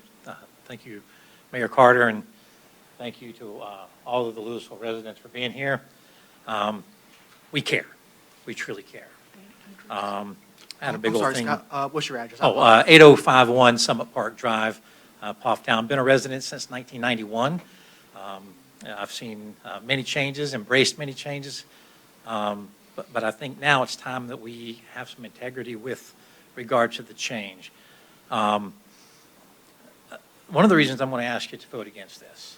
So a couple things, and I don't, anybody can put a bunch of stuff up there and show you all the wonderful things, but at the end of the day, sometimes we fail the test. I live in Conrad Farms. I've been there for 6 years. I heard a gentleman back here talk about a quality neighborhood. That's what they want to put across the street as a quality neighborhood. For the last 6 years, we've been in a neighborhood that doesn't even have a completed street on it. Our kids for the last 6 years haven't even been able to have a school bus come pick them up. That's the quality we live in right now. Their partner that they want to use has a 1.3 out of 5-star rating, which is D.R. Horton. That's the quality that you're talking about, okay? I don't think that's the quality that this town needs. Nobody's really talked about the wildlife impact. One of the gentlemen said on the May 19th thing, he said, hey, this is fantastic. We're going to have a beautiful view over there. The man doesn't even live in Lewisville, and he has never sat on my deck overlooking all the wildlife, the turkeys, the deer, all that stuff that's over there that was told to us it was never going to be developed, but that's okay. I want to talk about the quality of Lewisville versus the quality of what we're going to get. They talk about the character and keeping it rural. It's not going to be more rural. It'll be less rural if you build that over there. It just doesn't seem to be appealing as much as they want to say it's going to be appealing. I want to use the word, well, I'll use the word fluff, okay? I got to know the word, but I'm going to use the word fluff because I feel like that's what this is because we're not living that, and that's what they gave us in 2017 and promised us in 2017. But that's not where we're living right now. And there's many people here that can tell you that is not what we're living. They've talked about, oh, it's under construction. There's not been anything moved in a couple of months. For the last 6 years, I don't think they've sold anything in 3 years. So how much longer is this going to be before they finish phases 3 and 4? Is it going to be another 6 years? Because it took them 6 years to finish 2. Is it going to be another 6 years down the road before they finish the 2? I don't think that we should allow them across the street until at the very minimum they live up to what they told us they were going to do. In the business world, there's 2 types of leadership. You got leadership and you got leadership with integrity. I know today, if you vote against this, you will be shown what leadership integrity is all about. Thank you.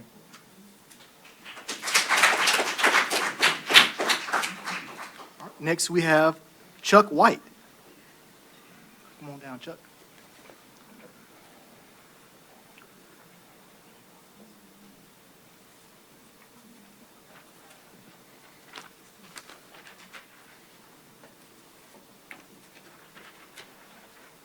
First of all, thank you for the opportunity to come before Town Council and present our concerns.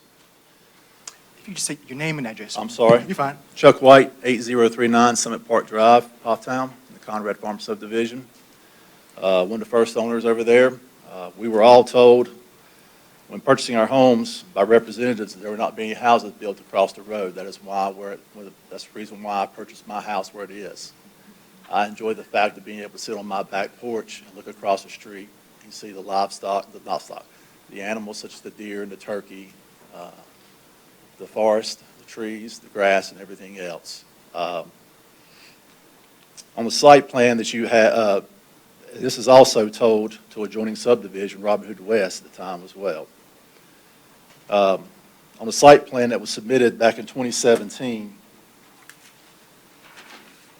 it shows on there that it's labeled as a common septic drain field. And the interesting thing is that the gentleman from Labella mentioned about the outfalls that this new sewer pump station will be handling, which would limit having to use that across the street. It's drawn in on the site plan from 2017. It shows on their sanitary sewer pump station back towards the back part where it's going to go now. And the notes here on that site plan says the north parcel to be common septic field unless determined the adequate septic soils are not present. So I'm curious as to where the passion was in 2017 to build on that parcel over there. There was no passion to do that then. All of a sudden now we've got a passion to build 31 houses over there.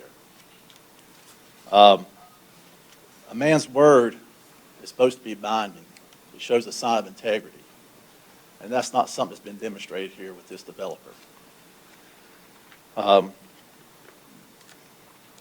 It was mentioned during the planning board meeting that this parcel was within the comprehensive plan. How come no one back in 2017 pushed to have this parcel developed in a comprehensive plan? Where was the passion at saying, hey, this is part of the comprehensive plan, we need to develop this property over there? There was no indication they were going to do that. They have not showed any indication until now that they want to do that. And I feel like she gave a good sales pitch on, hey, we're only going to build 31 houses over there. We're going to leave a lot of open area. We're doing you a great service by doing that. But have you looked at the topo back in there? You drop about 40-some foot once you get past those lots. So it goes straight down. There's not like, oh, if they had more level land, I'm positive they'd probably build more houses out there. So you ought to take a look at that topo there on that. The other thing that comes of interest to me is they've got lots 9, 10, and 11 with the stream running through the back of the lots there. Now these streams have got hydrologic properties, even though it may not be holding water constantly, it's considered a stream. And that'll eventually drain into the Yadkin River. I appreciate Mr. Burke getting up here and speaking about environmental assessment. You know, that's something that's, I think, a unique quality of Lewisville is the nature you have around here. It's beautiful driving up Conrad Road and seeing all those trees. It's a landmark. People talk about that. I'm okay with growth, but I'm also a very strong proponent of keeping your word, and I'm also a proponent of keeping that nice rural feel that this town has. Lewisville Town Council is supposed to represent their constituents. I don't know if you heard any of their addresses, Greensboro and High Point. None of them live around here. That's not your constituents. They're supposed to protect their constituents. What I ask that you do the right thing for your constituents and vote no on this rezoning. One thing that you have to think about is we went through this snow this past year and all the snow. Our roads aren't touched because they're not part of the Lewisville system. Your policy is that the roads will not be taken over by Lewisville until it's a complete package. until everything's done. So you got 3 and 4 sitting out here. We've got land, we've got dirt disturbed, and nothing really going on. And now you're going to add another phase. So you're going to draw this out even longer to where you got all these roads out there that are not being touched. That does go into the assessment the school uses of being able to put kids back in school as far as roads being clear. It does affect your constituents living in the neighborhoods being able to get out and go to work. It does affect all that. The other part of that is it doesn't expand the bus stops for these kids. These kids that I watch walk long distances to get to a bus stop to ride a bus because they don't come out there. And so all you're going to do by adding this other phase is prolong all that. So there was no passion, there was no intent to build on that property back in 2017 when you had the site plan. But yet, you had all the variables in there they're proposing right now. It wasn't intended to that. So I ask that you consider all that. I appreciate the residents here showing their passion. I feel like Scott and I have kind of been a voice for our neighborhood, trying to come out and talk to you guys. And I do appreciate your time, but I do hope that you take into account looking after your constituents and taking care of them. And I do appreciate your time. Thank you.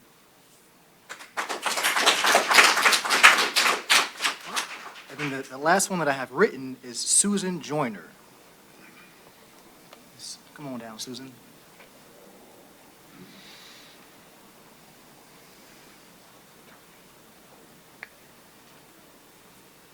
Good evening, council and my neighbors.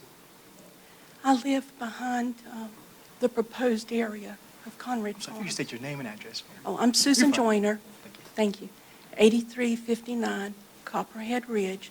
I live and farm on that land. We've been there for 43 years. And we've seen the change and we've adjusted. But I have a small farm and 31 more septic tanks already on top of a septic field is not going to protect my water rights on my property. The water that we use for our livestock and our gardens and our greenhouse, I won't protect it. Lewisville bumps up to Pofftown. You're our neighbors. Welcome. But you're not taking care of the neighbors that live behind Conrad Farm. That land slopes down. It drains into Pofftown. We are still very rural and very agricultural-based land. Many of my neighbors have wells, they have gardens, they farm. They're still using their land. They're just not living on their land. They are using it. And no one has addressed our right to have clean water in my little Pofftown neighborhood that borders behind the proposed Conrad Farm. I would ask each of you, before you make your decision, to get in your car, start at Conrad Farm, drive 4 minutes down Beeroth Road, observe how the land slopes down. All that septic water is running down into Pofftown, your neighbors. You'll see wells, you'll see farmers, you'll see gardens, you'll see people living on their land. But when you get to the end of Beeroth Road, turn to the right, turn on River Ridge. What's down there? Do you know what's down there? The Pat Swam Water Treatment Facility. 21 millions of gallons a day can be produced out of that.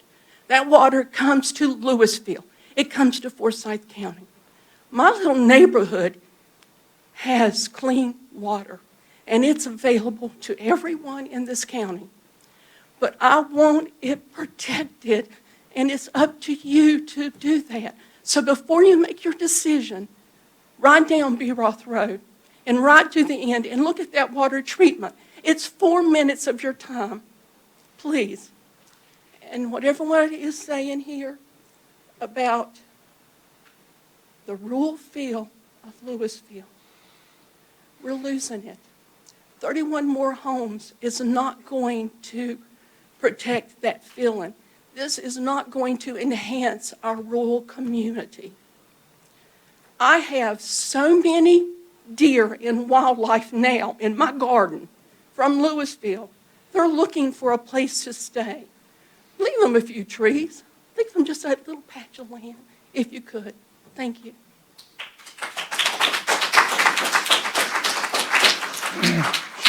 And I will start for folks who want to come up. Come on, sir. Steve Thompson, 737 Lewisville Clemens Road. As I normally say, I don't have a dog in this fight because I live on Talladega Speedway out here. But as this lady said, y'all can table this and actually take the time to go out and see what she was talking about. I think some things need changing, the UDOs, the zoning rules. AG to me, agriculture, and we're not talking about planting the first corn, soybeans, or nothing. We're planting houses. That's not agriculture. You know, you can say a PRD in AG area. No, agriculture is agriculture. Other than that, it needs to be zoned for RS whatever. It just, to me, it doesn't seem right. As Chuck said, none of these people live in Lewisville.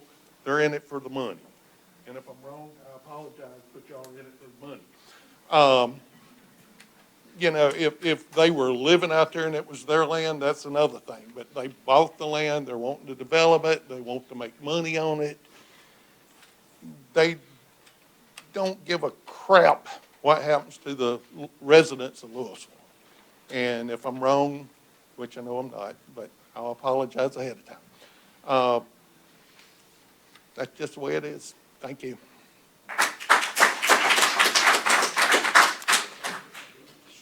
Sure, ma'am. Come on down. Thank you so much, and thank you all for having us. I'm Rachel Parker. I live at 6895 Yadkinville Road in Pofftown. Thank you, Ms. Joyner. I live behind the septic field, so I walk behind it daily with my dogs. I love the deer. I see it. They come into my yard. I am willing to share the skunks with you guys, though, by the way. So no one's talked about the skunks, but they are there. Anyway, so my father has lived there and then me for 15 years. I understand growth requires change. However, when phrases such as environmental and community characteristics are thrown around, I know I'm preaching here to the choir because I've already heard it, but I don't believe this is what Lewisville has been intending. I come here to shop. I come here for entertainment, the music, everything like that.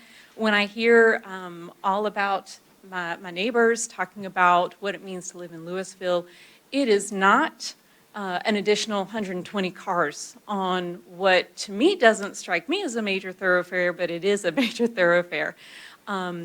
With the zoning or the phases of 3 and 4 that aren't completed, I don't know how many more cars that introduces, but if you think about, and I got my math wrong, I thought it was 30 new houses. Think of 2 parents, 2 kids that grow up, so 4 cars per household. That's 120 cars on that. How are you going to share that? Because I also drive down Old 421 and also go down Conrad Road daily. It's scary right there. I'm thinking we're going to have something because I know there's accidents right there in that bend where Old 421 is, and then you're asking for increases on there. So I just have some definite concerns and would prefer that it not be developed further. And then, let's see here. My one question, I think that it was mentioned, but I wasn't quite clear. My eyesight is not the best, obviously, but is whether the trees would be kept as they are now. I think I heard that there was 10 acres of existing trees would be kept unless needed for septic field. That somewhat divides, but I am adjacent to the property and behind it, so thank you. Sure. Oh, I'm sorry. You come on next. John Bird, 520 Pepperidge Road. I would ask the question is if an environmental impact study was asked for by the planning board before, and as part of the process of approving this. Also, a highway safety. I saw that DOT said they didn't need to do a study, but if I was on planning board, I would have asked for a study. You can ask for those. The impact of more cars on that road, you know what direction they're going. They're going down Conrad Road, and they're going to hit Shallerford Road, and they're going to that's how they're going to get to Highway 421 to get to work. I was kind of looking at the sales prices on some of these houses, really not helping out any of these really, really young families trying to get into a house at $500,000, $600,000. We're talking about 4-bedroom houses. We're talking about $75,000 for a lot, for a small little lot. And so, yeah, there's been a lot of money being made. So I would ask the council to kind of table this, go back to some of these questions about environmental impact and everything else. And yes, there is a water plant down there. We've done work down there. And I'll tell you, it's kind of old too. And we don't really need a whole bunch of sewer and septic running downhill towards it. Now, that being said, I'm not in favor of a whole bunch of sprawl. And it seems like to me that the dominoes started up there with the first, and we're moving our way down. And I feel like we're going to have more and more development moving all the way down Yadkinville Road, down Conrad Road, and at some point in time, it's just got to stop. You got to protect that side on the north side of the road, and so it doesn't affect the water table and everything else. So, thank you.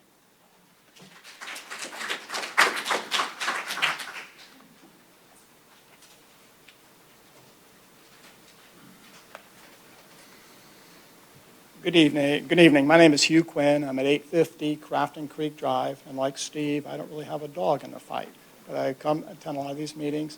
My question is related to my math skills, and I hear it's 35.14 acres, and they're going to build 31 homes at the average size of 0.88 acres. That comes to a little over 27 acres. So 35 minus 27 leaves 8 acres.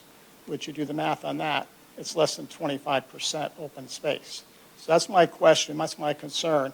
It doesn't sound like, maybe I'm missing something from their presentation, but if you take those basic numbers there, it doesn't come anywhere close to 30% or the 49% that was mentioned earlier. That's my comment.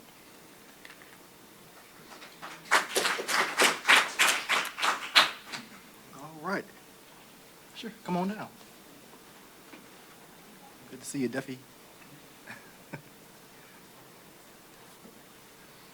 Richard Duffy, I live at 1916 Springwind Road, and I have to say what a lot of people have said. We were told that that field was going to be remaining open. The woman who sold us the house made that plain at the time.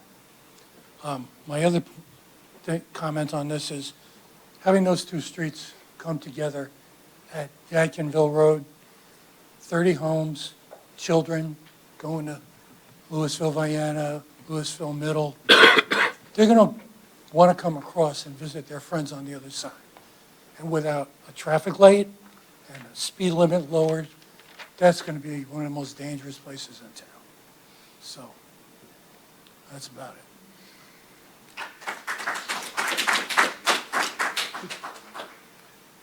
Anyone with any different insight, different angle? We're going to go ahead into the next section here. Madam Clerk, I'm going to give, if you can pass this to Madam, sure. I got a couple questions. Excuse me. On this development, do they still have a DOT review to go? Has it been done, or is it in the process? Excuse me, Mayor. Yes, sir, Councilmember Franklin? Yes. Have we closed the public hearing, and are we now open for council discussion? Is that yes. what the deal is? Public Yeah, we're going to go ahead hearing and, is closed? unless anyone has any other comments that they would like to leave I mean, from the public. I'm going to have questions for the developers. Okay, But, sure. We have one more gentleman in the back. You come on up, sir. Sorry, make- Lynn, just 1 second. Yes, let's Then we'll make close clear the where we're at. public, yeah. How you doing? My name is Joe Verbeek. I'm at 2197 Springwind Road. We also have to think about the other development that is happening at the end of Springwind Road. You have all those other cars that are going to be coming through Conrad. They're coming through our development. They're not part of our development, but they're coming through it because there's no other access. So, is there another way to add more access to our area besides going down Benwick or Conrad Road to get to Yadkinville or 421? It is a lot of congestion. especially if they're putting in, what, another 60 homes down there? And they're small homes. They're quarter-acre lots. So, say 4 people per house, 4 cars. Start doing the math, that's a lot of foot traffic coming through there. A lot of cars. We're HOA, they're not going to be HOA. It's going to be a lot of confusion. All right, thank you. Mr. Mayor, Yes, sir, Al. typically we have the applicant have an initial presentation and then they get sometimes called a rebuttal or response before you go Before we into close the public hearing? Okay. Would the applicant want to come back up to address anything before we close the public hearing? And then, Al, do I need to let the public speak again at that point, or? No. Okay. Just there's a chance there's questions Just asked, there's all kinds of things. Okay. Thank you, Mr. Mayor, and I'll be brief and just stick to issues that were raised and questions asked. So just going in the order, and I'll try to group things together as I can. So there were questions about traffic, has it been studied? How do we know it's going to be safe? Were there considerations made for what's called background or ambient traffic with other development that's in process? So to address all of that, first and foremost, so this goes to NCDOT on the front end for that technical review committee that's happened prior to tonight, but it goes again on the back end if it continues through the process, meaning the preliminary plat would have to go back to NCDOT for them to look at it, final plat recordation, all of that. And that gives them a moment in time at each interval to stop and make sure that all the background traffic, which is other developments in the area, are being considered and funneled into their analysis of what the actual impacts are. So what we know about this project, the average daily volume right now on Yadkinville 2025 is 4,125 trips. The facility, remember it's a major thoroughfare, is built to a standard for 10,200 trips. So we have a delta there of 6,000 trips of capacity that can go here, which should help us contextualize why NCDOT is saying that this does not warrant a traffic study or generate any need for further improvements, because we need to remember that the trip generation on 31 houses is 282 trips per day. 26 in the AM peak, those are those hours when everyone's going to work and school, and 33 in the PM peak, on a facility that has an additional capacity of 6,000 trips per day. So even with the ambient traffic, we can see that capacity is there. Also remembering that lane geometry, I'm sure you all have been out there recently, some of you out there all the time, that lane geometry for the turn lanes is already in place. So there's taper, there's width, there's room to add those left turn lanes and the right decel lane that would have to happen, deceleration lane, to turn into the project that NCDOT would require. Concern about the alignment of that road, that's what's required by NCDOT. They tell us where we can put a driveway or a curb cut.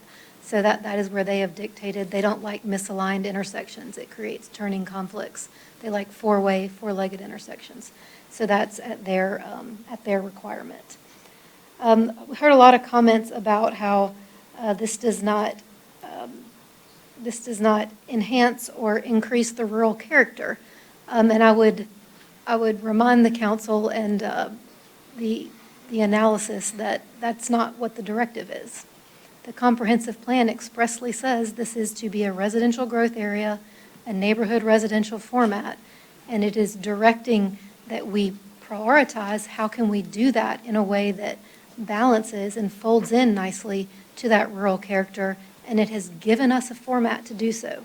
It says use this PRD, permitted use, that requires you to preserve open space, that requires you to take into account environmental features, it requires you to do this conservation subdivision engineering. So that is the dictate. The dictate is not to enhance the rural character or to be more agricultural. It is to balance that while being residential and meeting this neighborhood residential growth. And that is the directive of the 2022 comprehensive plan and your current zoning regulation scheme. Why wasn't this thought about or done or passion for it in 2017? Well, one, that comp plan wasn't in place in 2017, and I will admit, I don't know or remember what the directive was back in 2017. But more so than that, that would have been premature at that point. This was a measured approach at the time, and the information and the engineering and the infrastructure and utility availability that was known and available in 2017, it did not forecast that we should ask for or expect or try to get approval for lots that were at that time unbuildable and property that was not able to be used for residential development. So it's not that there was no passion or thought about it, it's that it was looked at and, seen the engineering didn't support it. So, much like every other rezoning and every other request that comes before you seeks to ask your permission to try and do something different, that's what this request does. A rezoning request, your due process rights, the ability to come before a governing board and seek a zoning map amendment gives the right to ask for a change, and that's what we're doing here tonight through that process that is available to us or any other owner or would-be developer. Let's see. Looking at the right to clean water and farm area, and we'll talk about it in context of larger environmental concerns that we heard. I'll remind the council that there is not again, looking at the process and what is the procedure for submitting a rezoning request and having that evaluated the same for every time, a prescriptive process. It does not include an environmental impact study. So no, that was not submitted or asked for here because that would have been, creating an additional requirement for this application that doesn't exist for any other zoning application. That said, you do have very high and rigorous environmental protection regulations already in place that have to be met. Again, zoning is permission to try. It's not a guarantee, and it's not handing a building permit. It means we still have to go meet all of those other regulatory requirements. We still have to stay out of the jurisdictional streams. We still have to ensure that we're not creating drainage problems and overdoing the stormwater drainage flows that are prescribed and regulated by state and county ordinance and law. We're not allowed to, just spray wastewater wherever and see where it flows downhill. That all has to be applied through the tried and true engineering mechanisms that have been in place, that are in place, and govern every other lot. So we don't have wastewater running all over town across the state because there are engineering processes and technologies that control that. Those have to be applied here, and those are checked, reviewed, permitted, and inspected to ensure that they're in place. Wildlife and change, again, this is going into the more rural goalpost and how that's appropriate. Again, this is not a dictate to be more rural or to enhance rural area. It's to balance it. And so when we put forth the subdivision with over 49% open space and looking to preserve those natural stream corridors and tree areas and expanses that create wildlife corridors, that is part of it. That is why we look to balance these things, and we don't look for subdivisions that, like we used to do in the 80s, that simply plotted lots straight through to the edge and straight through the stream buffers. That would create a situation where every homeowner could do whatever they wanted in those areas. Preserve the stream or not. Change their car oil down by the wetlands area. That is how that can happen if we allow platting and home ownership all the way down into those sensitive areas. The more common best practice, what we've learned over the years in planning, the advancement of that industry and profession is to do conservation subdivision, where we make it more efficient and we put those areas into protected zones managed by an HOA that can say, no, you can't do that down there. It is going to stay protected. And even if a stream is on a piece of property, it will be platted as a stream preservation corridor, and you can't do those things.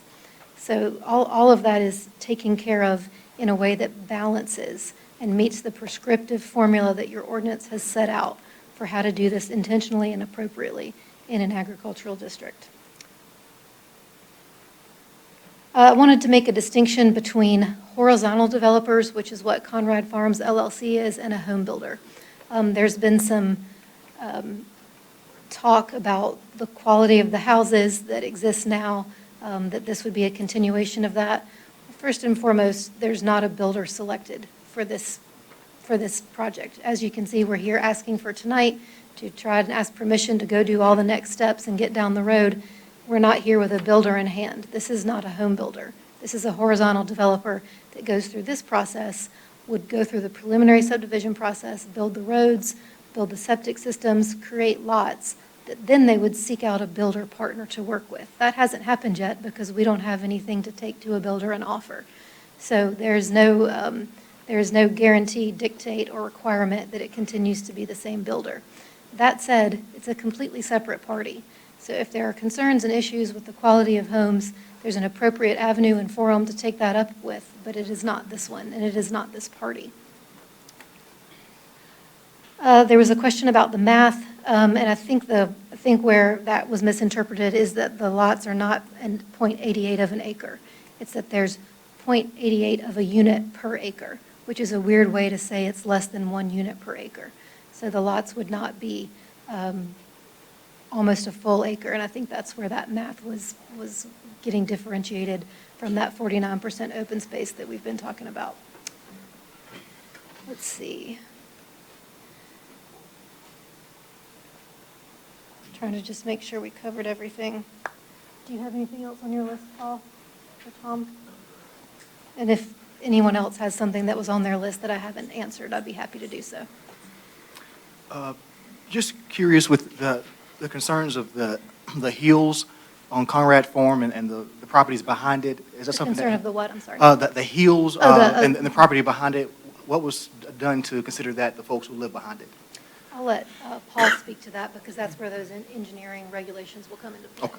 Yeah, the streets were placed up on the more level ground, and where the slope is steeper, that's down at the stream, and that's where the 30-foot stream buffer is. So the lots will be up on the higher, more level ground. The land that is steeper was in the open space and is preserved. And I would point out, this proposed water system would be with the city of Winston-Salem, so it'd be a good long-term public water system, fire hydrants in the neighborhood, and the streets would have to meet NCDOT standards and Lewisville standards and be constructed in that fashion to be stable long-term to those standards, storm drainage and the streets. That actually does remind me of something I did fail to mention that I had written down. There was questions about why the roads haven't been completed or turned over for snow removal, for bus stops, that sort of thing. So I just wanted to explain that process, and perhaps staff might want to weigh in too. So the streets cannot be turned over and have the top layer of asphalt put down until the entire subdivision has been accepted by the town, is my understanding. That's why I say if you need to clarify or correct me, please do so. So that's not the developer or the builder or the HOA choosing not to do so, or skip town, or being of low quality. That's just the prescribed process that any developer is beholden to. Whether or not, the question, and it was a great question, Phase 5 is just going to prolong that, so why would we extend that pain? That is not the case. That is exactly one of the reasons why this proposal is put before you separately and not as a full redo of the entire Conrad South. This will exist independently, so it does not have to get looped into all of the remaining finishing items for phases 4 and 5. So phase 5, we call it that as a vernacular and to indicate consistency and intentionality of design. It's not because it'll be brought into the same preliminary plat process. So the new roads on phase 5, should this get approved and move forward, would not continue to delay or hold up or add to the necessary steps to get to that final layer of asphalt and the school bus process and all of those things that we heard about on the roads. I'm going to go ahead and close the public hearing. Al, if you can advise on this. So typically, what you have is you have a presentation, a public comment period, and then an opportunity to rebut or answer questions. There's not a sur-rebuttal or an additional rebuttal typically. I mean, this is not a Q&A type of setting. It's a time for people to make presentations. That's why you don't answer directly. I think as a council, are we okay to just let this gentleman say his one, is that okay for the council? Can we make that decision as a council to let this gentleman, sir, you can come up and say, you're the first person, you can come up and then we'll close it at that point. That's okay with the council. Just curious, the traffic forecast she mentioned was 2025. Has the traffic forecast been done for, say, 5 years out, like on Jacksonville Road, to see what's going through with all the other developments? Okay, I'm sorry. Yeah, I'm sorry. Oh, I'm sorry. I apologize. She mentioned Can we get about back with the you? traffic count she had was from 2025, I think. I was just curious if a traffic forecast had been done for, say, 5 years out, especially with all the other development going on around the area, to see how it would impact Jacksonville Road. One of the things that was mentioned that I wasn't aware of where I got the information about the sanitary sewer pump station. This was on the site plan that was submitted with the technical review committee back in 2017. So it's in your files, because that's where I got it from. It does show sanitary sewer pump station back here at the back of the subdivision. And it also shows up here the common septic fields, which the northern parcel they're talking about wanting to develop. So there was nothing there we talked about wanting to be developed at that point. I was curious, the other question I have is the streams that are located in that north parcel. I'd be curious if there is any kind of environmental impact for those streams, which one part of that stream is running through 3 of the proposed lots, 9, 10, 11. I feel like I'm a little confused because I thought the developer said for phases 3 and 4 that he was going to be working with D.R. Horton, and they were trying to figure out when they were going to get those houses built, but she just said that they had not selected a builder yet. So I was curious about that.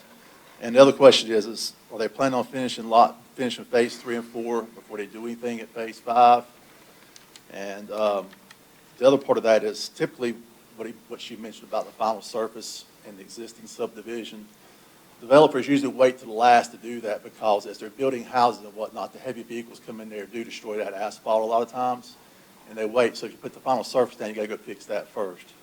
But what that does also with that final surface being down, it's about 1.5 inches, 2 inches down below the face of the gutter. It sits there, ponds up around the catch basins, which is also destroying your subsurface and everything. So that's a problem that will eventually show up later on that either Lewisville will have to address as a pothole that has to be patched, et cetera. But if that final surface is there, water drains off that 'cause it's got normal crown, it will drain into the gutter to the catch basins and go out to stormwater discharge outlets. That's all I got. Thank you. Thank you. Okay, I'm going to go ahead and. Mayor. I'm going to go ahead. Yes, sir. I feel that since we allowed that gentleman to speak, that it is of fairness to allow a rebuttal to that.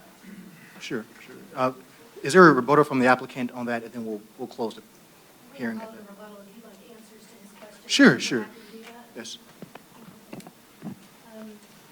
The question about who's going to do we thought it was D.R. Horton for the phase 3 and 4, and I said we didn't have a builder. I was referring to the northern parcel. Again, the subject of our discussion tonight is going to be the focus of my comments, since that's the only thing that we're here to consider.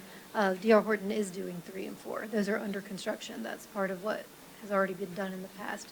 I'm referring to phase 5. It's not, those lots don't exist. They don't have a builder. The question about stormwater conversion and, why the developer delays the asphalt, that's, again, it's not something that's in our control. We are not allowed to finish the roads and dedicate them at this time, we being the developer, because the entire subdivision is not ready to be closed out. There are other mechanisms in place that govern the ongoing maintenance and responsibility for those public pieces of infrastructure. So I don't think that it's a correct statement to say that's going to be an ongoing problem for the town due to this time period. Other questions did you write down? Mr. White has brought this up a couple times about the 2017 plan that showed a pump station. This sounds terrible. That was before I was with the current developer, but there was a previous operating partner. I don't know why that was shown, but what I can tell you is that the soils in phase 4 are limiting. They were not as good as soils in phase 1 and phase 2. So the unit count in phase 4 would have been reduced based off the soils. An opportunity became present with a now public utility company, Lewisville Utility Corporations, to be able, I'm sorry, private, I'm sorry, my apologies. Private utility company to service this phase 3 and phase 4 of the subdivision. When that negotiation was done with that Lewisville Utilities Corporation, it then eliminated the need for the reserve septic areas to the north side. So that is why, I don't know why the pump station was on the 17 plan, because it was not at the time known for need because the soils were supposed to be good enough. But when we did testing, it turned out not to be. I think I can answer that. I think it's because, again, this is site-specific zoning, and so if you don't show it on the approved plan, if you need to pivot later, you're not able to do that. So in case the soils had ended up being bad, in case there had been an opportunity to pump and take advantage of that, had it not been on the plan back then, that wouldn't have been a possibility. So I imagine that was probably done on the guidance of that uncertainty that existed in that area. I'm sorry, so I just have one quick question. I'm a little off topic. I think I just heard the elevator go up. Do we have a staff member here using the elevator or anything? Okay, I'm sorry. Okay, thank you. Thank you. Okay, so I'm going to go ahead and close the public hearing now. I'm going to ask for the council. I've got some feedback, guys, that I don't use the bathroom that much, but people who are, some our seniors need to use the bathroom. Not senior, but some of our more senior council members need to use the restroom. So sorry. But anyone who use the restroom, we'll take a recess if you want to. If not, we'll keep on going. How do y'all feel? I would like a recess, Mayor. Put a time on it. Do a 5-minute recess, guys. We'll come on back. Take a break. I didn't mean, it's more senior. I'm sorry. I didn't mean that. Hey, we're good sports. Okay. Well, I wanted to make sure I remembered this time. I didn't keep on. Thank you, Brady, for saving me.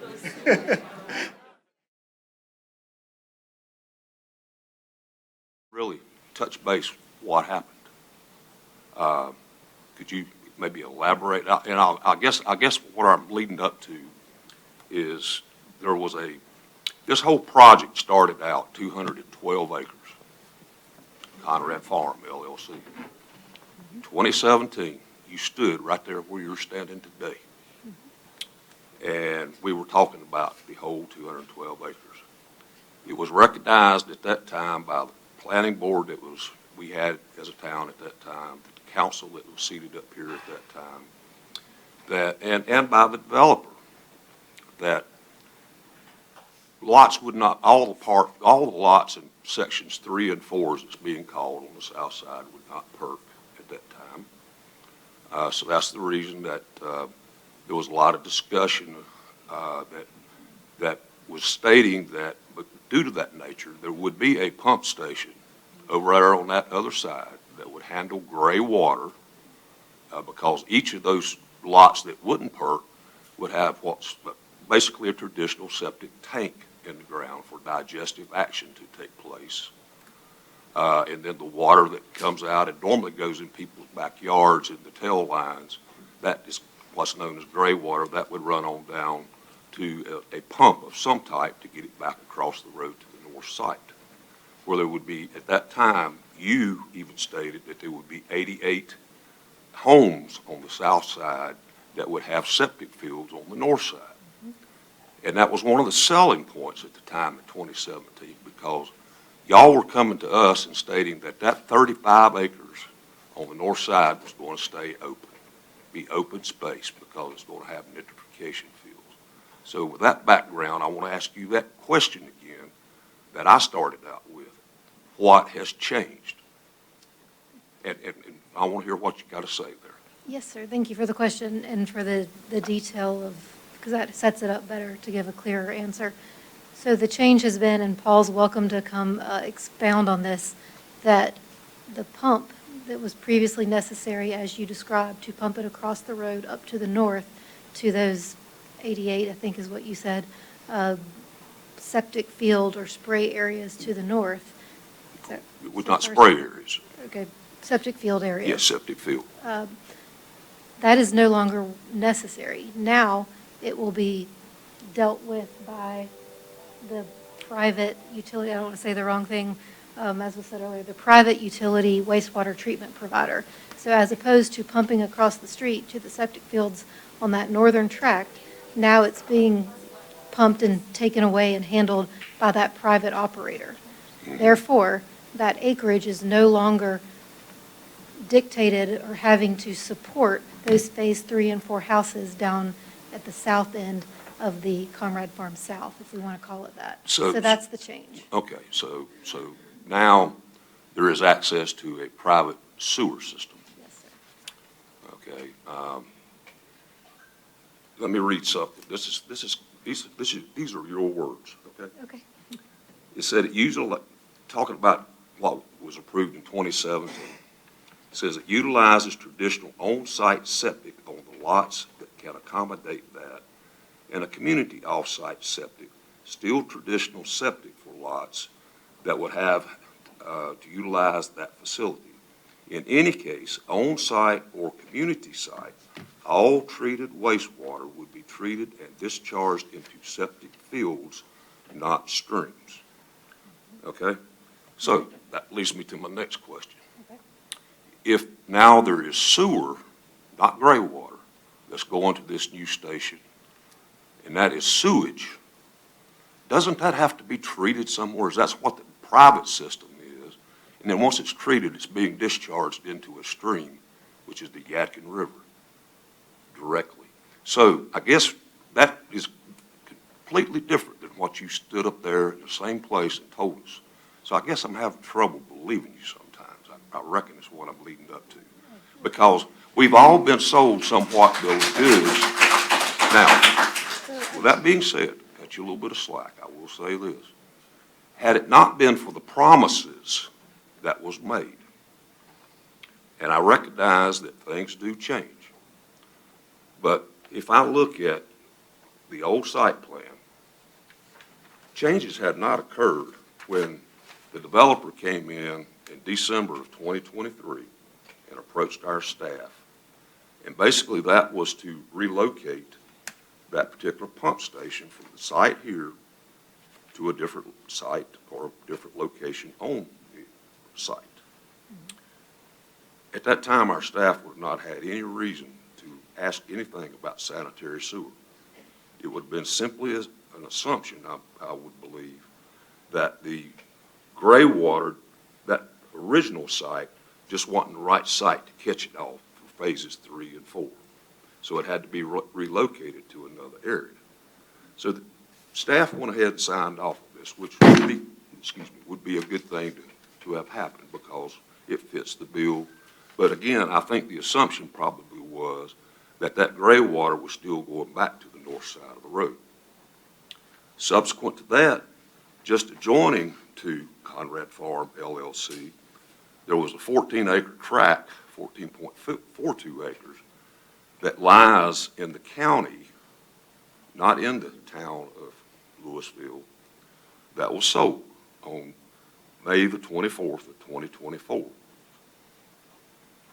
Now, I suspect that after this approval to move the site plan, on the original site plan, to move the pump station that was supposed to pump the gray water back across to the north side of the road, once you had that staff approval to relocate that pump station, that's when somebody told the private sewer company, a green light has been handled. We got this, where we can set this pump station literally right at the edge of our property line, right up next to this new property that's been sold, tie it all in and keep on going. Is that probably a good picture of what really happened there? There's no way I can answer that, sir. I wasn't involved in the 2023 site plan adjustment that you're talking about. Maybe I need to ask your new developer. I'm not aware of the 2024 adjustment of the purchase of property in the county. You're asking me to ask if your speculations But I guess and it gets back assumptions to are my true, things question I have no of facts on. I think everybody deserves an honest answer one time from the developer, whoever it may be at this point in time, of why we're even discussing this tonight, because it should have been wrote in stone back in 2017 when the original property was approved. develop, the entire 212 acres. So which question would you like me to answer first? Just take your pick Okay. and start. Sure.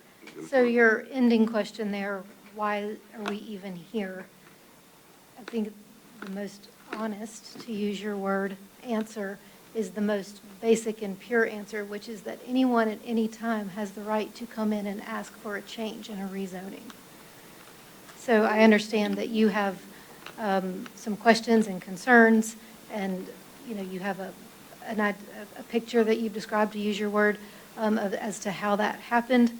But the most base answer is that there is no prescribed or prohibited or perfect recipe of ingredients that can lead to somebody being allowed to ask for a rezoning.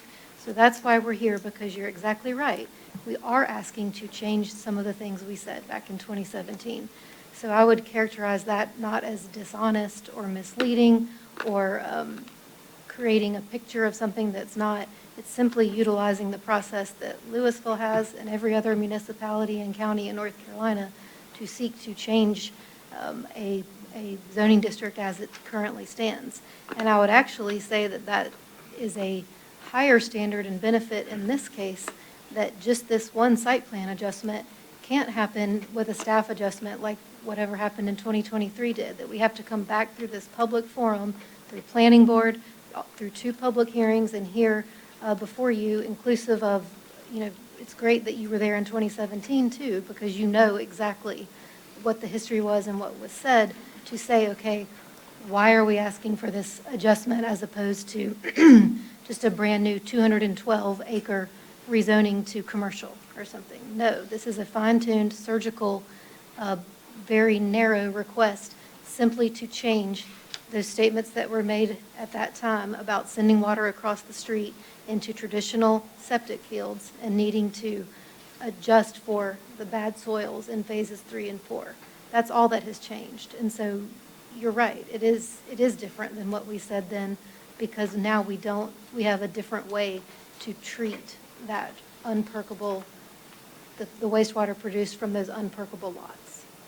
And so in order to do that, we can't do it privately, quietly, just in a back room, or even just with staff. It has to come back through this public forum because of that protective site plan PRD zoning that was in place. Those types of adjustments aren't allowed to be made, even though it still meets the density requirements. We can meet all the dimensional standards. All of the things can be met. But simply because that's not what we said in 2017, we have to come back and do it through this process, which is as it should be, because statements were made, you relied upon them, so you should get the chance to ask these questions now. So that is the reason. Okay. I thank you for your response. I don't know that I necessarily agree with what you're saying, but I thank you for your response. That's fair. I appreciate that. Thank you. I want to ask, so just one more time, so is there an estimate time frame for 3 and 4, or something that you guys could give some assurance on, that, because I'm hearing it's been some years and years, it's been sitting there, and so. Yeah, sure. Again, phase 3 and phase 3 is substantially complete. We are waiting on the completion of the lift station and approval of the lift station.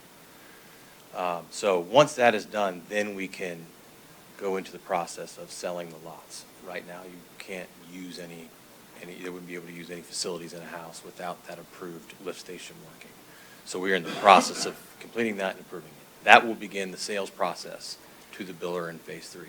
Phase 4, the grading is, let's say, substantially complete. We have the utilities are being worked on currently, like the gravity sewer line. Then we will have to come back through and install water services, and then the roads in phase 4. So phase 3 will start being absorbed as phase 4 is being completed. Phase 4 will be absorbed as phase 5, or Conrad North, if you want to call it that, will be in the engineering TRC design phases. So I can't tell you a date because I don't know when the work's going to be completed. I wish it was completed 6 months ago. But as we all know, construction takes time. But that is the plan, and that is the schedule that I can give you today. Okay? Yeah, for me, so when it comes to affordable housing, or, we call it workforce housing to not make it sound so vicious. Workforce housing, of course, is housing that firefighters can afford, nurses, we want to make sure there's housing, and I'm a proponent for making housing more accessible for people. But as I come into leadership, I'm really one on the balance with the community around that area. I'm not the one to think that we should have anything kind of shoved down our throats. I think that it's best when the community works together. And I'm going to be real with you guys. There will be homes built on that land at some point in the future, but I just have a really big issue with building new territory when we have not secured the old one. So when it comes to public interest, I think that's a really big thing that is important that we can't forget as a council. So. I'd like for clarification on where we are in the process. Are we We're still in the discussion. process of continuing to ask the petitioner questions, or are we currently, Mayor, amongst council discussion? Yeah, that was my last question for myself. I'm not sure if anyone else has any questions for the applicant. I do have a couple questions. Sure, Councilman Water. So we still have the review process. This site's going to be reviewed by DOT, make sure we have safety concerns addressed. But I believe that the creeks could be included as open space. I would prefer having a creek in my neighborhood. I do have a creek in my neighborhood, and I do walk my dogs down there and let them drink out of the creek. And I took my son William down to the creek often, every time we were walking in the neighborhood. It provides, I caught a lot of crawdads and minnows in creeks growing up as a child. To me, that would be something that I would want in my neighborhood for my kids to enjoy just like I did. Is there any way, I don't know this other phase 3, phase 4, is there any way we can relocate a construction entrance so we don't have to go into, I'm assuming that's phase 1 that doesn't have the final topping of asphalt, finished asphalt? Could we rethink this construction entrance and finish the paving in phase 1? That's not something we'd be allowed to consider tonight, since that's not the subject Is property. it possible? I'm just asking a question. I haven't looked at that for tonight. It's not on the subject property. So we can talk about that. And again, it's the town processes and prescriptive sequence of events that is, has not been met to meet the asphalt top layer. But, certainly I think we can talk about that, but it would not be part of this, this forum or discussion. But to your creek question, the creek is in the neighborhood. Just because it is labeled as open space on the site plan, certainly anyone who lives there or wanted to walk up the street and walk down to the creek to do the things you described is. I just like that idea. And it's exactly, yes, it is still available for all of those things. Addressing the wildlife, I live in Oak Grove. We're surrounded by other neighborhoods. We couldn't be further removed from woods, but I was finishing a phone call with my sister, and I'm in my truck, and I had 3 deer come through my front yard. I've got a family of skunks. If anybody wants skunks, I would pay to have them relocated. We have everything but a bear in our neighborhood. I've seen coyotes, possums. It's just the wildlife isn't being pushed out. It's still everywhere. It's just a fact. Is this lift station that you're waiting on approval, is this the one that we're building now? Okay.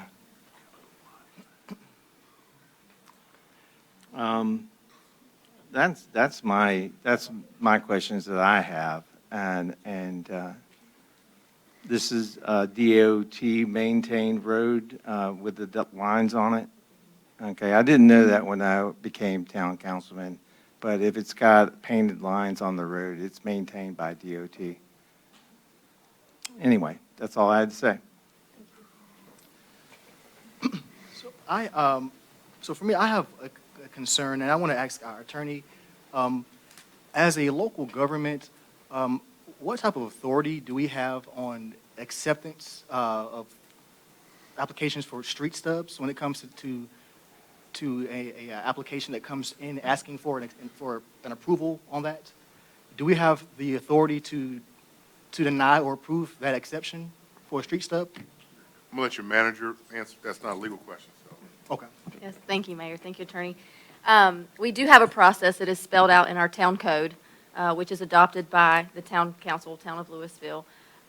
So in order for them to come before the town and request acceptance of their street, which would be maintenance within the right-of-way and also snow and ice removal and treatment in the event of a winter storm, they have to come to us and ask for that acceptance. There's an application that they fill out.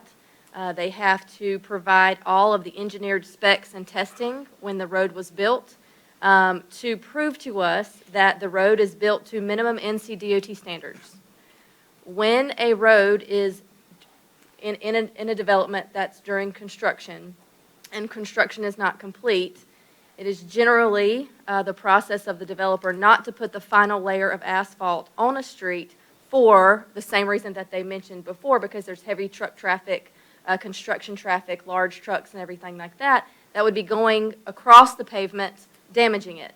So that, therefore, is the reason why the town will not accept a road that is A, incomplete and does not meet the minimum standards of NCDOT, or if it were to be complete, if the development is not complete, then we are accepting a road and opening up the taxpayers to feel the burden of maintaining that road with heavy construction traffic going over top of it. So that is why we do wait. Whenever it does come before us, when the roads are complete, it does have the final layer of asphalt.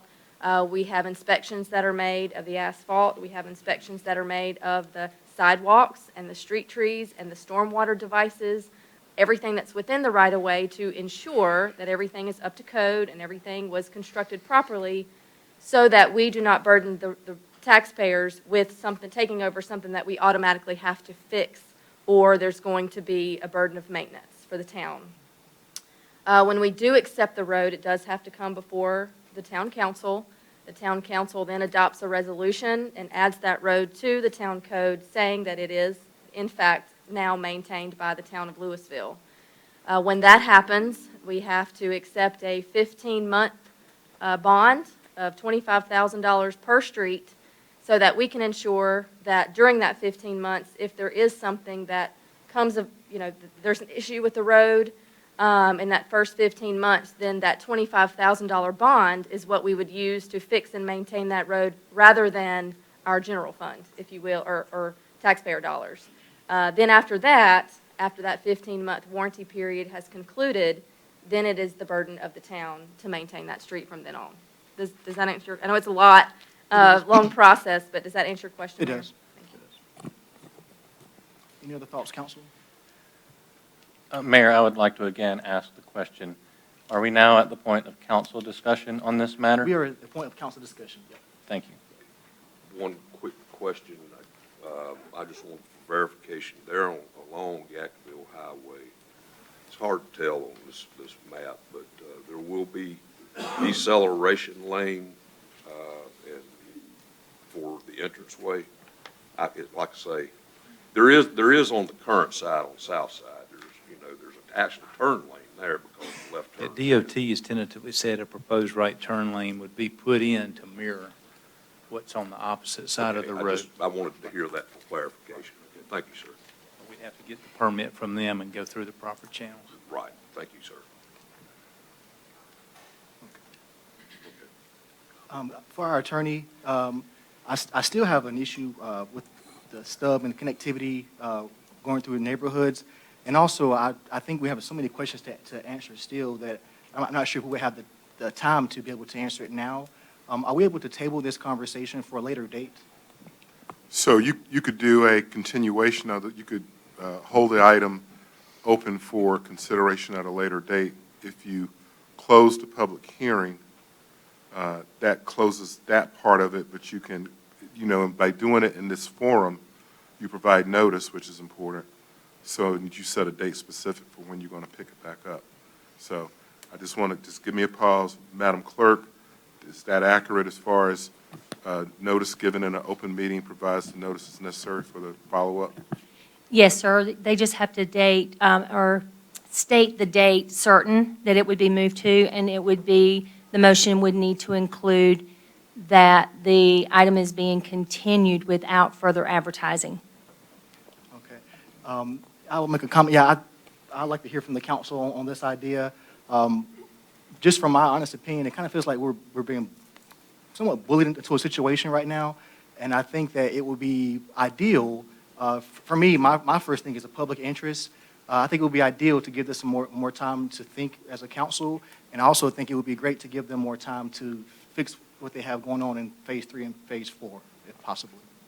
Okay, so you put a lot in that. I'm going to make some comments because I want to be careful that what you are considering right now is a confined application for rezoning that is before you. You are not considering items related to what has been called 3 and 4. I understand in the public discussion that those matters are of great concern, but I don't want you to get led astray about what you're doing here. I'm not led astray. Okay. Well, that's not just for you. Okay. So you can continue, as was described, the consideration of this matter, and all those discussions will be in a public setting when there's a quorum. And you can absolutely do that by setting a date certain. I think you need to do that in a time frame that's relevant to the matter that's being considered here. That's all that I would advise. I would like to hear thoughts from the council on this proposal before we go forward. So this lift station, that isn't the one we're building now, what kind of time frame are we looking at building this lift station so that they can finish their Phase 3, Phase 4?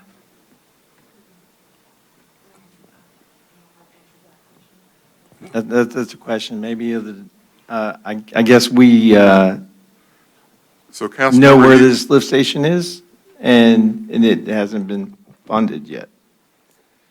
It's a private sewer system. It is not a public sewer. So the developer is the one who is building and paying for that construction, not the town. Oh, okay. Well, that's good information to have. So the developer is holding himself up. Is that my understanding? Because it's a private lift station, the developer's responsible for putting that in? So, Councilmember, I don't think a lift station is a part of the current matter that you're here. You're talking about something related. And there are two different matters that you're conflating, which is creating confusion for staff. Right. There's a public project for a lift station unrelated to what's before you tonight.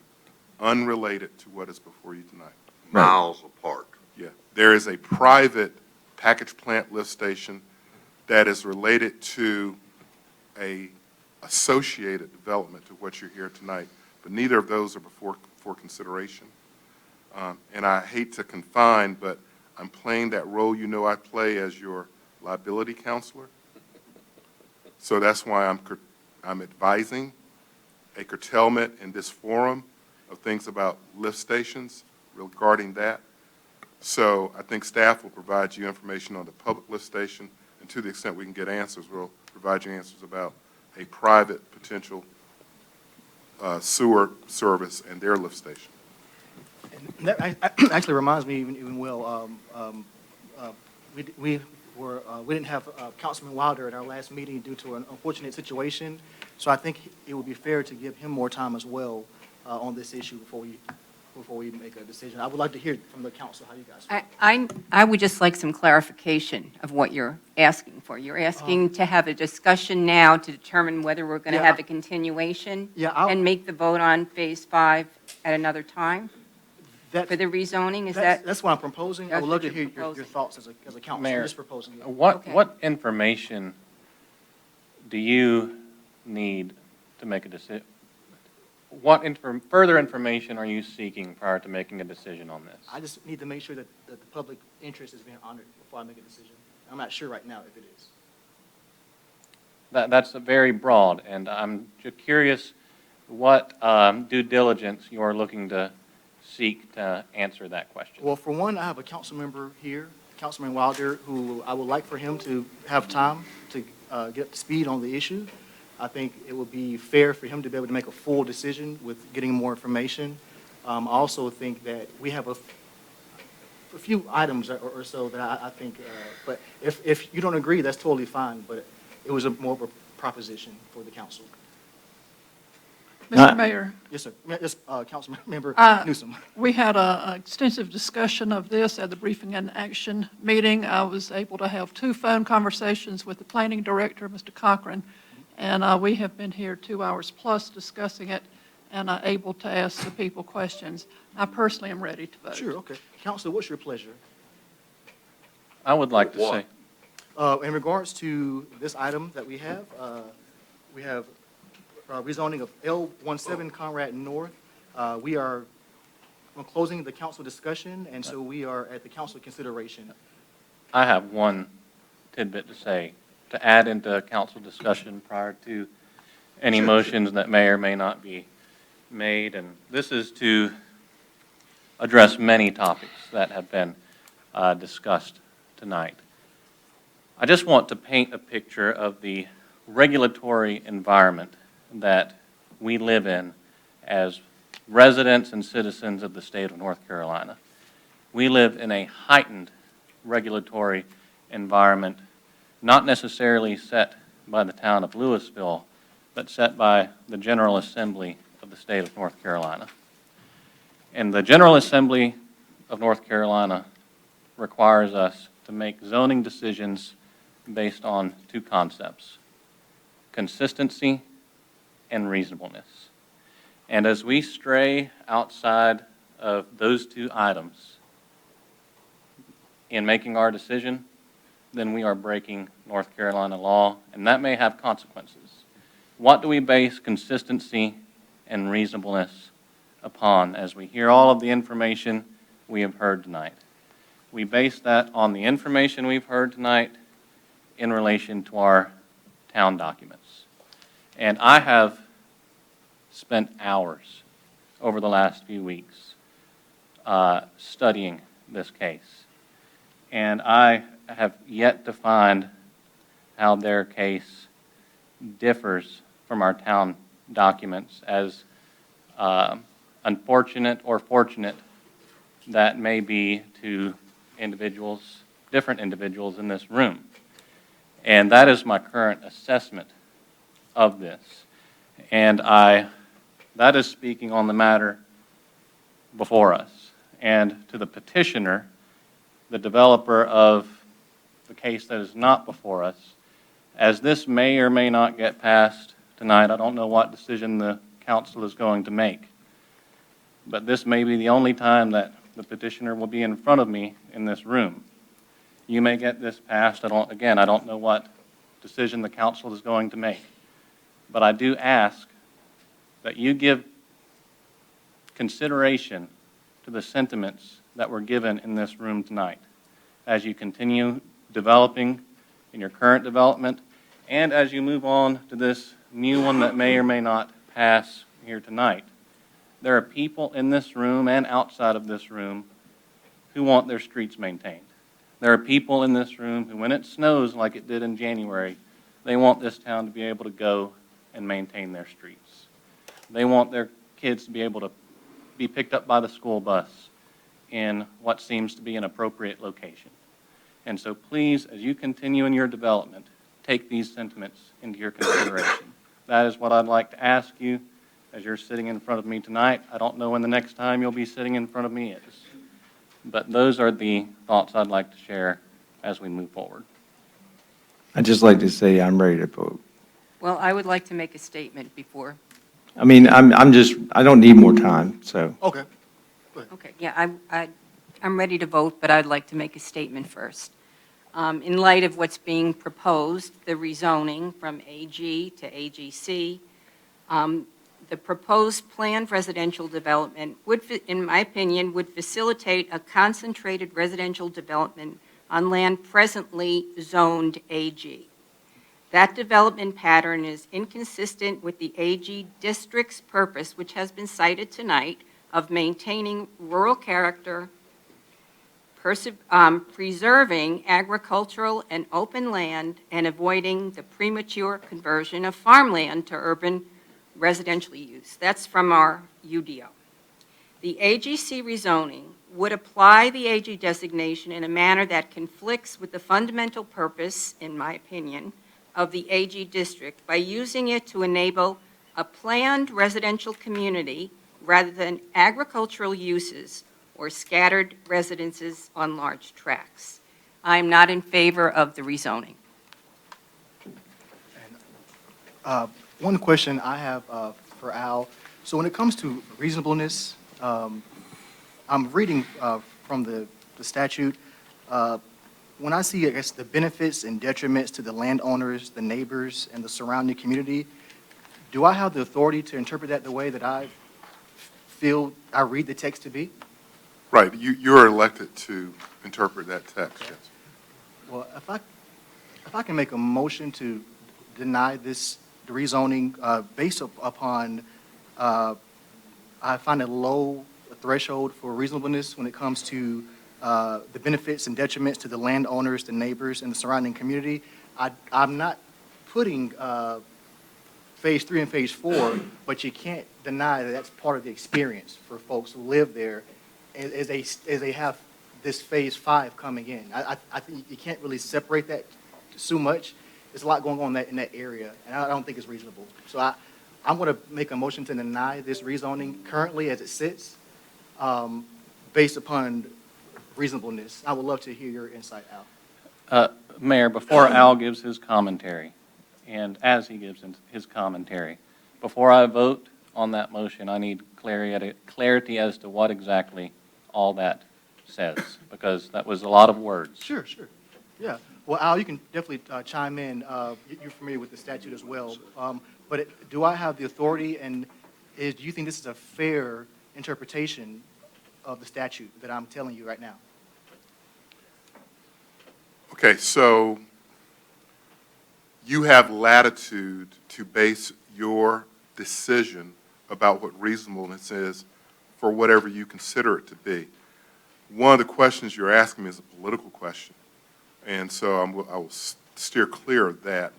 As a legal matter, what the definitions that exist for consistency with the plan or for reasonableness are contained both in the motions that have been prepared and in the statute.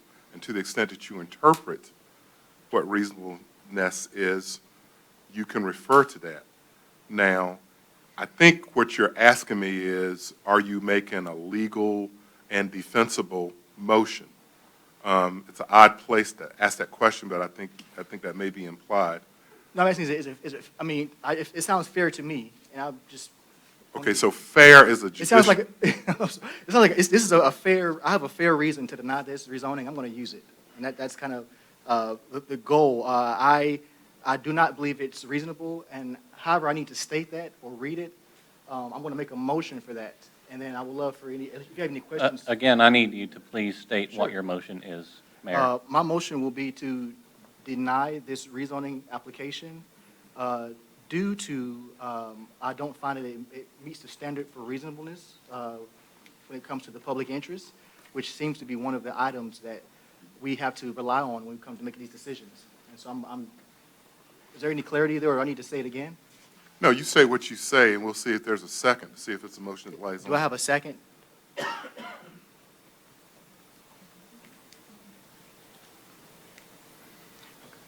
Council, what's your pleasure? Died for lack of second, Mayor. Yeah, so a motion has just died, so the floor is open for anyone to make another motion. Mr. Mayor, Yes. I move to approve the request based on the consistency and reasonable determination statements that are included in the agenda packet as may be amended. We have a motion from Councilmember Newsom. Is there a second? Second. A second from Councilmember Wilder. All in favor to approve L117 to Conrad North? Aye. Aye. All opposed? Aye. No. No. So I think that's 5 ayes and 2 noes. All right, and then we're going to go to our next item here, which would be 5B, rezoning of L118 for Marion's Landing. We're going to begin with a staff presentation from Lynn Cochran.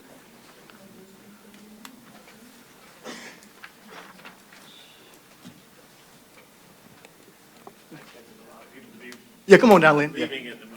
Oh, yeah, no, this is important too.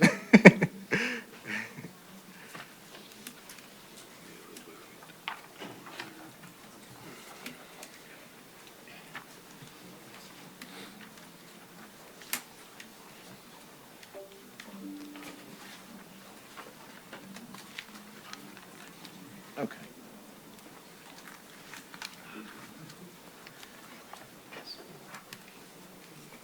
Need a recess? Okay.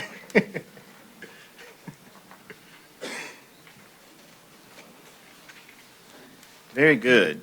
All right. Case L118, Marion's Landing, is also consideration of a planned residential development with a different fabric and a different history, one that you guys know pretty well. It involves about 7 parcels measuring roughly 20 acres, give or take, to be rezoned from RS9 and MH, residential single-family, 9,000 square foot lots, and manufactured housing, to RS9C, residential single-family, 9,000 square foot lots conditional for a PRD. I'll read the principal tax ID number, which is 5886564784, but we'll list these others for the records. This is located at the southeast corner of Robin Hood and Lewisville, Vienna roads.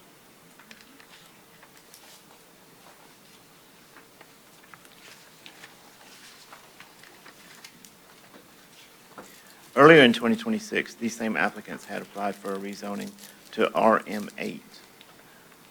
That application was not approved by this council, so they took this back and rethought it. That one included townhomes as one of the central concepts, and one of the central changes has been to take it to single-family residential homes. Thus, the applicants have reapplied for rezoning featuring detached single-family residential structures. It's a vicinity map to get you oriented to where it's located here at that corner. These are the parcels in question. It's not advancing.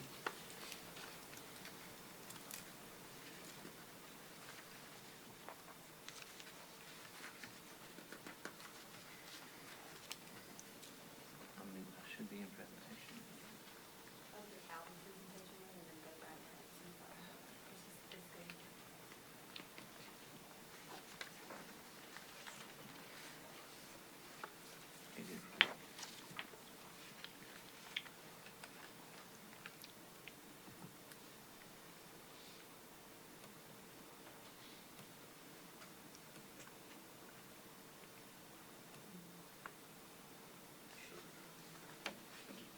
I might have to do that. Just show it down there.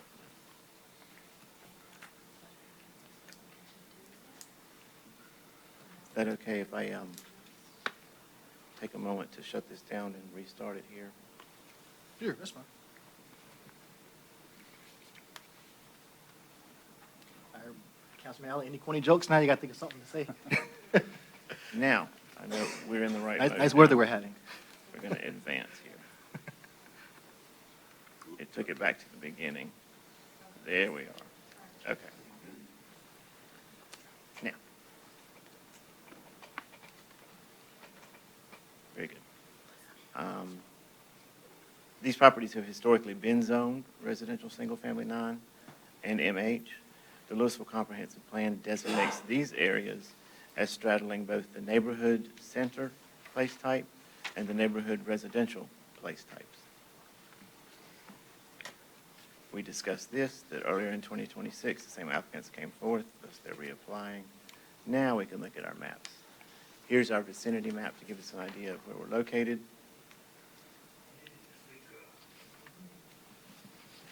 I'll be glad to speak up a bit more. I'll pull this mic to me, project a little bit more. This is the area, the 7 parcels in question. This is an aerial view of those same 7 parcels. just to give you an idea, there is a scattering of single-family residential structures and a manufactured home park that are currently located on the properties. Here is our site plan, which shows an entrance from Lewisville, Vienna Road, and the two stub outs to the south. Those are required by the Unified Development Ordinance. This slide was shown earlier, our preferred growth strategy, which shows the area around this circle at where Marion's Landing is proposed to go as a neighborhood activity center, or just simply neighborhood center. And that's the place type that we're speaking of here, which generally calls for mixed uses, commercial, public, and residential, and the neighborhood residential, which generally calls for single-family residential housing. The Northeast Area Plan also envisions mixed uses for this area clustered around the neighborhood center. These include residential uses, commercial uses, and public uses, as mentioned. Tried to zoom in on here to show you the little bullet target there. The orange color you see on your map is what's designated for mixed use in the 2050 Northeast Area Plan. Here again, we have a planned residential development. And planned residential developments balance that open space with density, if you recall. Marion's Landing proposes a density of 2.98 dwelling units per acre and 15.2% open space in the RS9 zoning district with a minimum of 15% open space. That's the minimum required for a PRD. With a minimum of that, the UDO allows 5.5 dwellings per acre. So they've come under well below the top threshold of what would be technically possible under the zoning rules. Thus, this project conforms to all the UDO standards for density in a planned residential development in the agricultural zoning district. Also taking into account here some transportation considerations, NCDOT has reviewed this project as part of the TRC review process. A formal TIA was not recommended. NCDOT did suggest 2 turn lanes on Lewisville Vienna Road, and those are reflected on the site plan. TIA guidelines are included as an appendix to the Unified Development Ordinance. Ultimately, NCDOT decides if a TIA is required or not. And with that, staff finds the requested rezoning consistent with the Lewisville Comprehensive Plan and reasonable when considering all other factors. The Planning Board voted unanimously to recommend approval of this request at its regularly scheduled meeting held June 10th, 2026. I'll back up to the map, and I'll be happy to answer any questions. I've got one for you, Lynn. Sure. Back up to your map slide, not the site plan. Keep backing up. Right there. Yeah. Your white lines, the way they're laid out, has now confused me because I thought the one up in the corner up there, right where the intersection is, and the new roundabout's going in. It is included. That is part of this property. It is included. That was a graphics error. Okay, well, that wasn't showing up. It'd been left out, but this It is particular included. drawing. Okay, thank you. I need that clarification. Yes, thank you. Can I ask for clarification? I think I just missed it, but can you again state why that's not included in the white lines here? It was just a graphics error in creating the map. Thank you.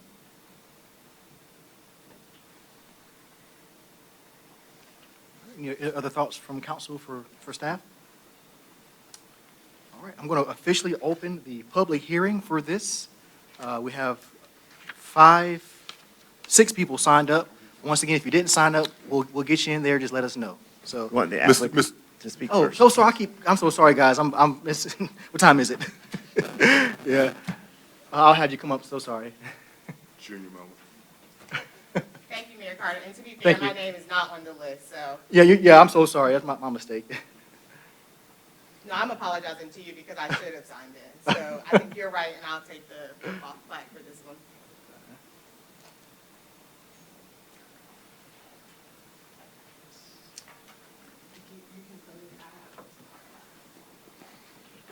I'm sorry. Mr. Cochran is attempting to pull up the presentation. I do have hard copies in case of an emergency that I will pass out now or That's fine, yeah, we'll go ahead and get those. I'd like a hard copy, whether it works or doesn't. Yes, I was like, Let me get away from this slide, too.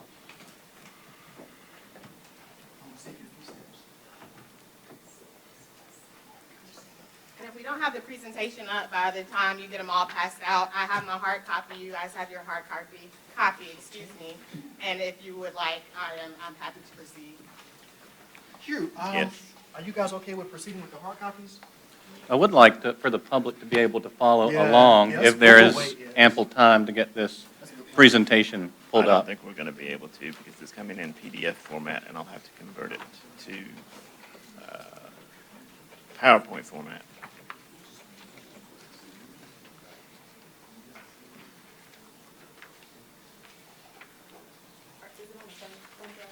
It is.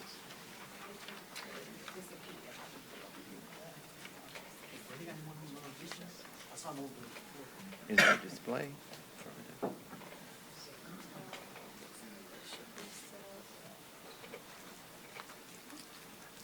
My pre-dinner. I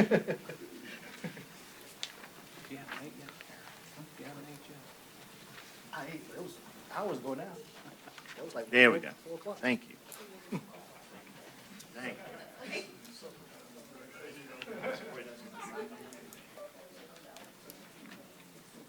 Scroll down. PDF. Scroll down. Oop, okay. I know, right? We should get some snacks on that. Ready, Mr. Mayor? Yes, we're ready. Good evening, Mayor Carter, esteemed council members. My name is Ladidra Matthews. Office address 101 South Tryon Street in Charlotte, North Carolina. I'm an attorney representing the applicant 4-Star today.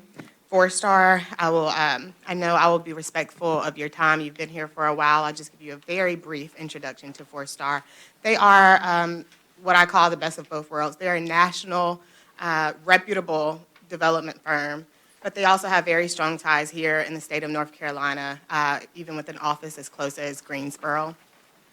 The site plan was developed by McAdams, again, who did the site plan and conducted the preliminary traffic assessment. There are representatives from both 4-Star and McAdams here to answer any technical questions you may have that I can't after this brief presentation.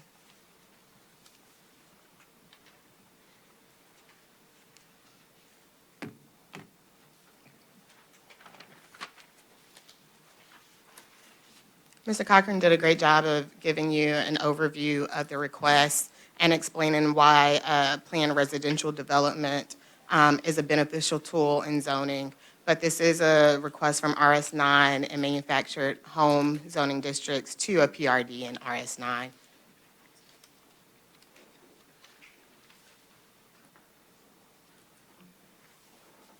And again, I know this has been before you, so a lot of this is going to sound familiar. This is just a brief timeline to let you know the history or remind you of the history of the project and the things that have been done since it was before you back in February.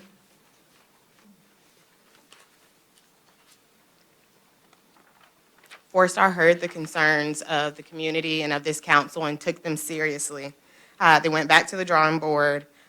Several of the concerns they found seem to be related to the density of the project and the impacts that would come from there.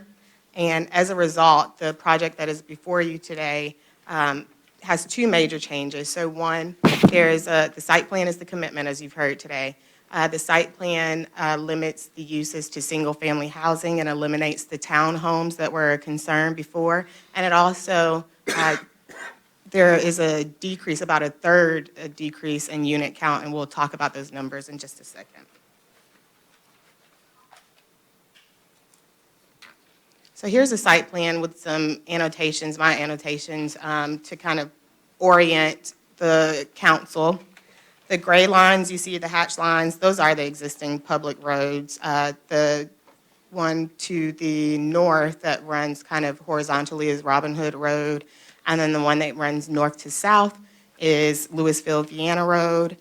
Just outside of the screen is the roundabout that is being constructed there at the intersection, which will serve as an additional traffic calming measure in conjunction with the proposed roadway improvements for the project.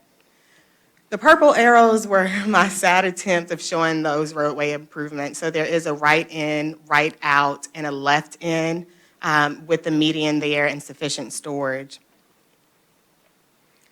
The new right-of-ways and private streets internal to the project are shown with the green hatch line. So you have the main street that comes down into a cul-de-sac, and then you have those two stub-out roads to the south, and they're indicated by that purple S. Again, you've heard that the stub-outs are a requirement of your UDO, and it's actually a part of your comprehensive plan effectuated through your UDO regulations.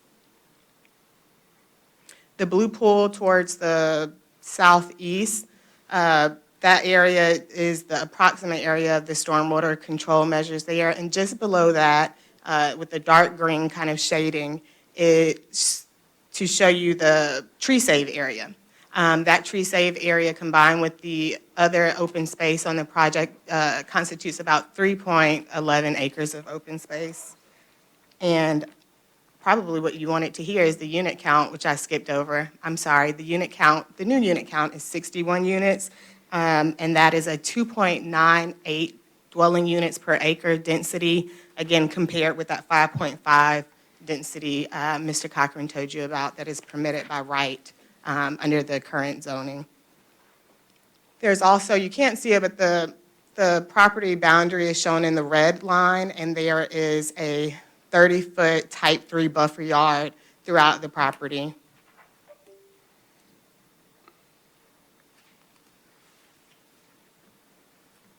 Oh.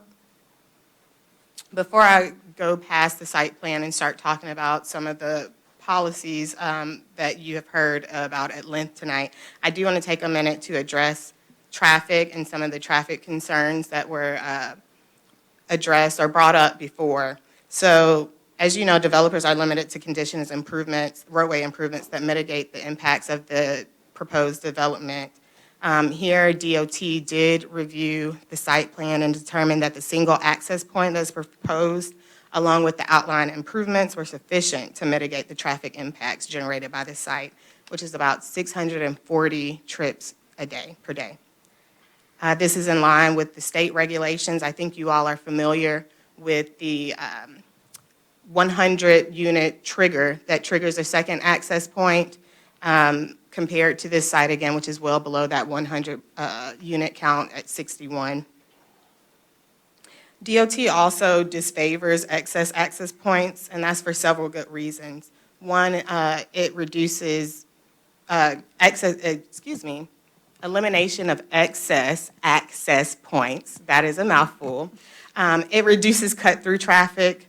We've heard a little bit about cut-through traffic today. The fewer intersections also means fewer conflict points between cars, pedestrians, and most importantly, children. As I'm sure you all are aware or remember, this site is very close to Lewisville Middle School. And there are additional considerations that make this site specifically, make a second access point for this site specifically very difficult and infeasible. One of those is that the property does sit lower than the road. That combined with the 30-feet buffers makes it difficult to provide sufficient site distance as is determined by what is called the AASHTO Green Book. Those are industry standards that our engineers use to calculate site distance and what would be necessary here. Also, it would increase the impervious area, which would lead to additional stormwater runoff on the site.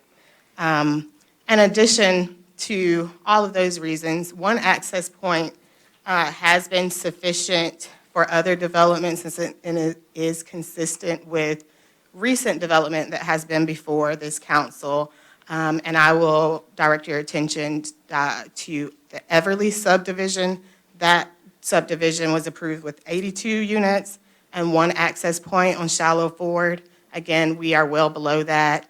And for all of these reasons, and probably a few more, this is the access point on Lewisville, Vienna for the proposed project.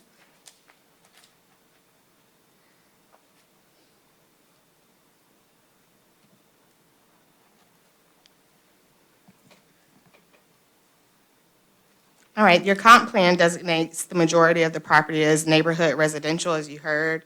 And that neighborhood residential place type is to provide a transition to the most rural areas of the portions of the area, enhance existing low-density residential areas, and allow for diversification in housing stock.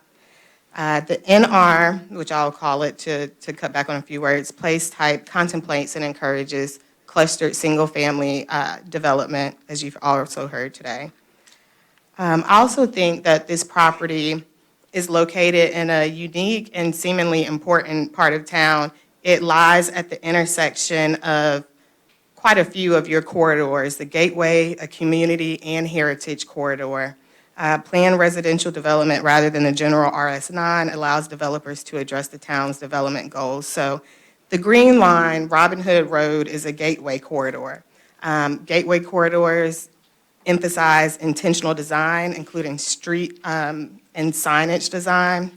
Your community corridor shown in blue, which is Lewisville, Vienna here, that prioritizes the linkage of local destinations and neighborhoods together.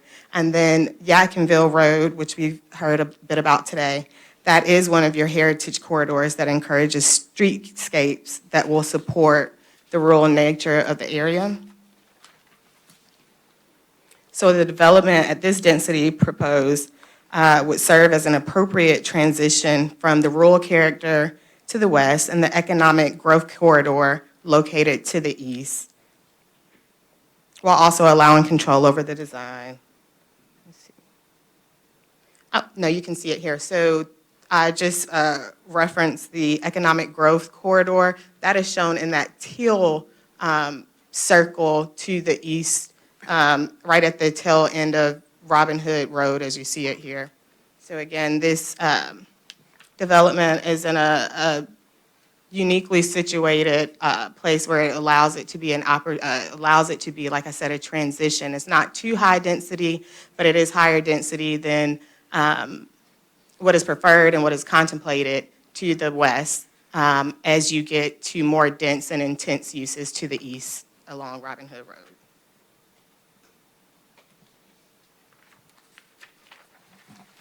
I told you I would be brief. I think there it is. I am still brief. You saw this. I got one more slide till we're done. The site is also this housing diagnostic map to the left. Speaking of transitions, the site is designated as one of the best opportunities for housing diversification in an area deemed by the town a transitional opportunity area. And so it's one of 3 transitional opportunity areas, and it is highlighted, just for your reference, in yellow, the specific one that we're discussing. The proposed plan is also aligned with several strategies and goals of the comprehensive plan. I have listed a few for you on the board or on your screens. So Housing Strategy 2.1 encourages clustered residential development by the PRD tool. Housing Strategy 2.2 calls for increased flexibility for infill development, which this would be, sort of. Transportation and Mobility Strategy 3.2 continue to require street connections between residential developments. So you've heard a little bit about the stub outs, that's a requirement, and those are what those last 2 points hit on. So Lewisville, your system works. Four-Star took the feedback from the community and from this council and developed a better plan that is in line with the town's vision for development in the area according to your comp plans, that utilizes the town's existing infrastructure for infill development on an otherwise underutilized site, and is in harmony with the area now with a more palatable density. So I would respectfully request a vote approving the rezoning before you today. And again, I or our team can answer any of your questions. Thank you. I would like to reserve any time for rebuttal to the extent it's necessary to address any public comments or questions that you have. All right. Any comments from council? Mayor, it's time for the public hearing. Before we go to the public hearing, are you Oh. comments from council? It's a late night, Mayor. You're fine, no worries. I have no questions for All the right, attorney. sounds good. We're going to open up the public hearing. I have the 6 names. Any others who want to come, just raise your hand and we'll have you on down. The first one is Charles. Thank you, sir. My name's Charles Duryea. I live at 6409 Robin Hood Trace Drive. I know y'all are going to pass this because it's just going to RS9. They tried. My concern is the traffic. Just to let you know, DOT, when I call them up and I say, hey, I'm building a development in the field behind my house, I'm thinking about putting 5 houses in there. Can I have an entrance? They're going to say, here's your requirements. So I'm taking Ms. Matthews' word that, Ms. Matthews, right? Okay, that they submitted the request, the requirement to have that one entrance.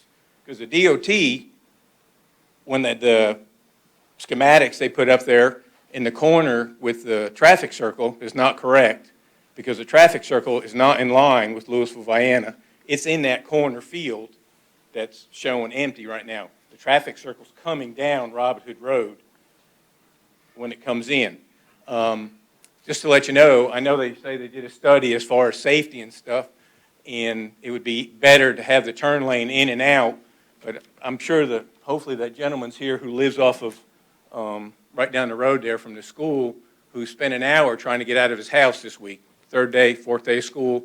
Yesterday they had a serious accident right where the entrance is going to be to this development with one entrance and one exit. The number of cars, 61 houses, we'll say 70 cars a day, okay? The traffic for the school, and I know it's going to be alleviated, it'll get better supposedly with a traffic circle, which is not going to happen, okay?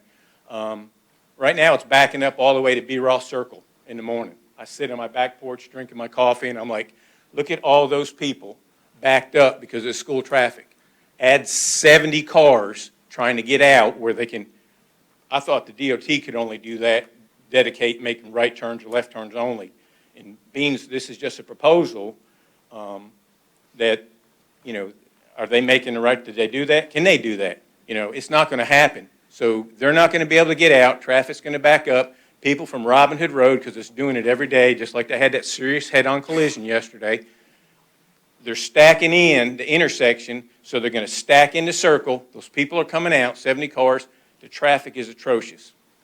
I don't care what they build on those lots, as long as they're not rental property, they're not cluster homes, okay, which apparently at 2.98 houses or 5.5, whatever it is, an acre. I live on a half-acre lot, and I don't think you can put another house on the back of my yard. I don't know how they're putting 2.98 in the open fields.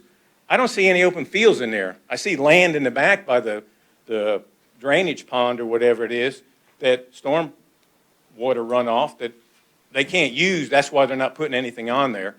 And my concern is the entrance to Robin Hood Road. I don't care what anybody says, it's about the bottom dollar. It's going to cost them $300,000 to do instead of that stub street where it says L.A. Deetra Matthews, if they turn that around and put an entrance on Robin Hood Road, there's 5 houses and a business there who have a driveway that exit onto Robin Hood Road.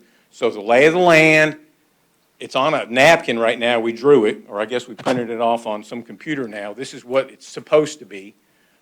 They could change that for the traffic flow. Until we get 3 lanes on Lewisville, Vienna, it's not going to handle this traffic. It's a safety issue. There was a wreck yesterday, serious. There's wrecks all the time from the school all the way out to the intersection on Robin Hood Road. They can put an entrance on Robin Hood Road, but they don't want to do it because it's $300,000 to switch that around, okay? Like I said, I don't care if it's a single-family homes. I'm worried about the traffic.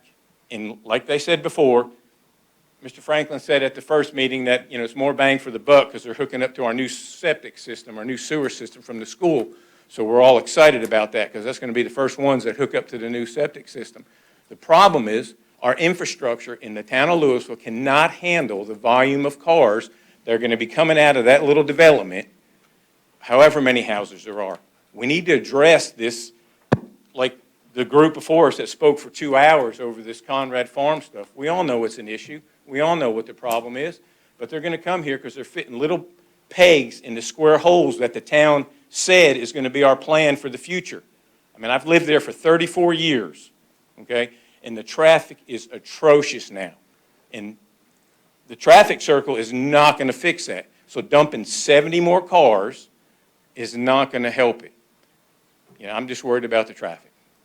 I know it's going to pass because it's single family and we want more tax dollars in the town of Lewisville to say that we're growing.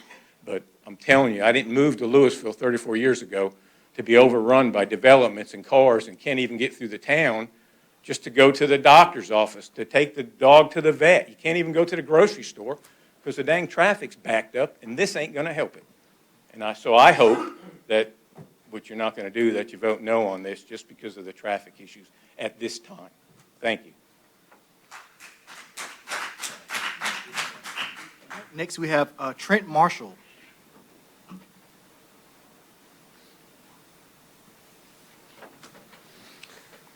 Good evening, Trent Harmon Marshall, 4896 Hampton Road, Clemens. I used to live at 1295 Lewisville, Vienna, which is right there at the corner of where this is. I lived there for 5 years until I was able to buy a house of my own. I'm so sorry.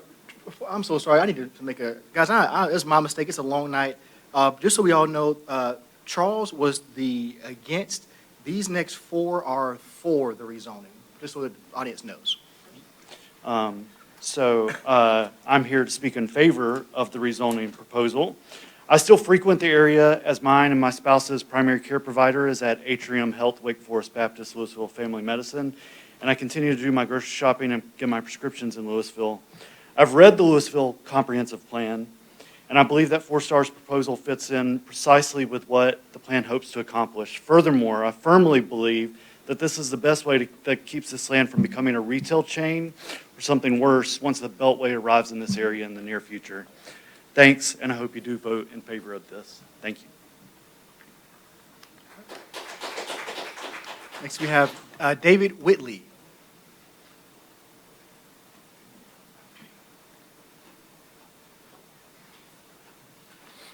Good evening. Thanks for this opportunity. My name's David Whitley, 4449 Driftwood Drive, Clemens. I'm the managing partner of this, the property from Lewisville, Vienna, and Robin Hood down to the veterinary clinic. I've owned it for 23 years, and we bought the property as a long-term investment to help the four of us with our long-term retirement. We were counting on the Beltway being in place and the development and the growth associated with that. You see how well that's worked out. Life took a turn. My other managing partner died of colon cancer in 2013. So I've been doing this by myself for 13 years. I missed the February meeting where this was turned down. I had an appointment with a heart surgeon for triple bypass surgery. And the bottom line is I'm no longer able to manage and run the mobile home park and keep it alive. So the time has come for us. We've partnered with Four Star. We think that's the best thing to do. We've been in discussions with them since March of 2025, and they've done their due diligence. They've worked real hard to make sure that they've, crossed all the T's, dotted all the I's, and make sure that, the land is suitable not only for them, but make sure, there's no graveyards and there's nothing there that's on the property that will stop them or stop Lewisville from approving this. So we got 20 acres, considering with the veterinary clinic, of prime real estate. And hopefully you'll lock it down and allow the development to be built versus waiting for some other period of time where it could turn into a fast food strip and turn into something you really don't want. So again, thanks a lot. I appreciate the opportunity.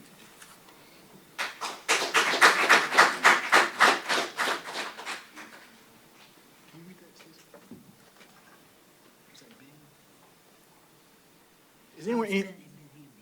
Ben Hamby. Thank you. Sorry, my eyes ain't good like it used to be. Thank you for trying to pronounce that with that scribbling I had. My name is Don Hammy, and I live at 3774 Peony Way in Clemens, North Carolina. In 1979, I started a small business when I lived at 240 Sunny Acres Drive here and enjoyed my stay in Lewisville. I had the opportunity 3 years ago to build a house in Clemens, a smaller house, and I did that. However, my business does a large amount of business in the Lewisville, Clemens area and throughout Forsyth County. We've recently decided that because of regulatory pricing, gas prices, all the costs of running a business, that we've had to determine that we've got to minimize our service area. And we've chosen Clemens and Winston-Salem Clemens and Lewisville to be that service area. However, we do have vehicles in the Lewisville area every day, and I can assure you that that area out there where this property is, there's not much going on out there. We don't have any problem getting through there 10 times a day probably. I also would like to point out to you, according to the Northeast Plan that was adopted in 2018, which my son was on the planning board at that time, that plan also calls for housing in that area, dense housing in that area. So I would just strongly urge you to consider those factors and please pass this resolution, this plan. Thank you.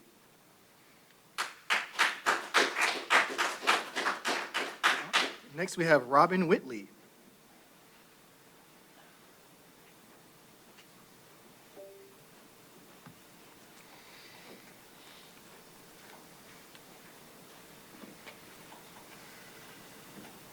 Hi, I'm Robin Whitley. Very nice to have the opportunity to address you, Mayor, and the Town Council.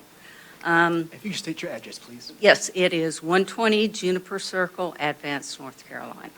I am a co-owner with David and one other co-owner, Penny. And I am here to support and recommend the rezoning. As David said, when we purchased this property back in 2003, we were in our mid-40s. Now we're in our late 60s, all of us, and retired. And I was here at the February meeting as well as the planning meeting. And Four Star has done an incredible job. They have addressed everybody's concerns, not only the town council's concerns, but the community concerns. They reduced the density, and they listened to everybody, and I would love to have this passed. It fits the Lewisville Town Council's plan, and it puts 61 homes on the tax rolls. And what is the alternative? Like they said, it could be a strip mall. And that's not what we want, and it keeps it residential, and I would love for you to approve it. Thank you.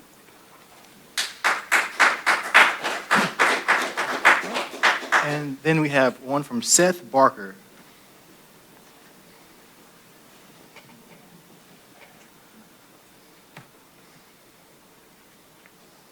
Good evening. My name is Seth Barker. I live at 6930 Cambridge Drive, Clemens, North Carolina.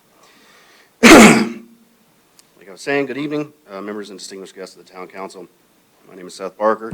I'm here to speak on behalf of family support and the rezoning proposal for this property. With the exception of my service in the United States Army, I've resided in Lewisville my entire life. My family and I have lived on the property also at 1295 Lewisville, Vienna Road, and long hoped to purchase it. Even though when that fell through, we remain deeply invested in this community and its future. During our time there, my family developed a profound appreciation for the property and Lewisville, as we believe a single-family residential neighborhood is not only excellent use of this land, but precisely what Lewisville needs to attract and support families like mine.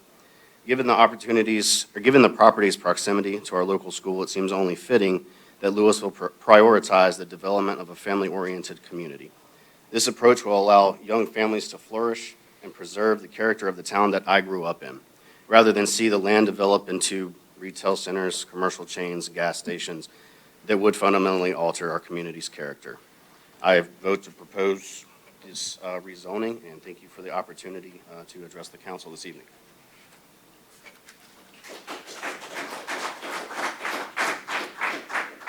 Are there any others who haven't got a chance to sign their name? Sure, come on up.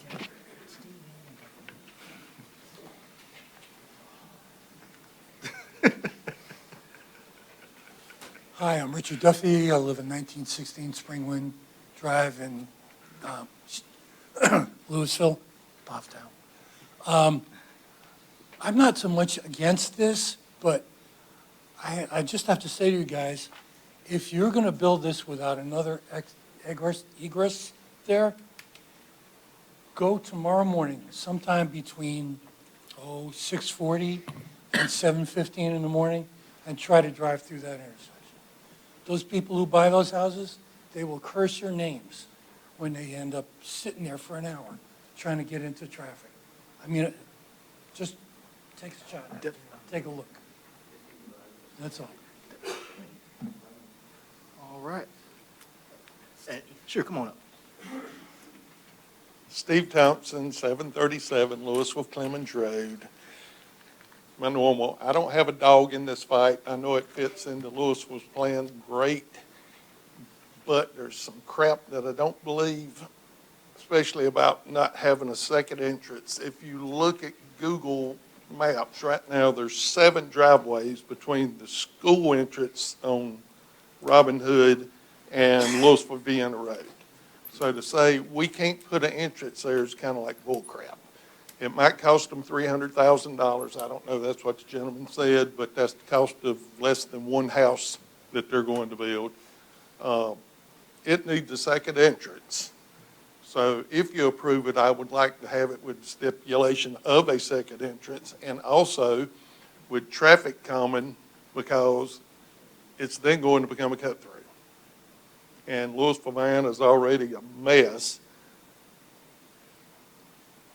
You know. Any others before we? Sure.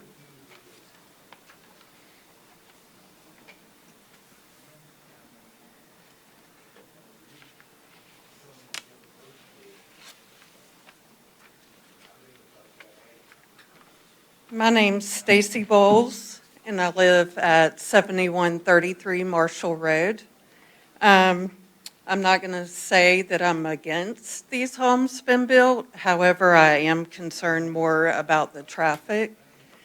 We already have a time trying to turn on to Lewisville Vienna Road to go to work, to take kids to school. There's already so much traffic. It takes us quite a while to turn off of our road. I'm more concerned about the traffic circle. I do not see that it's going to help quite a lot with the accidents because a lot of people fly up Robin Hood Road. They don't pay attention to the traffic light, and I feel like more homes is going to cause more traffic. It's going to cause more accidents. There's no crossing guard there on Lewisville Vienna Road. I worry about the kids' safety. The road that I live on is 25 miles per hour, and we already have parents that cut through our road going 40 or 50 miles per hour to drop their children off at Lewisville Middle School. So, like I said, I'm not against it.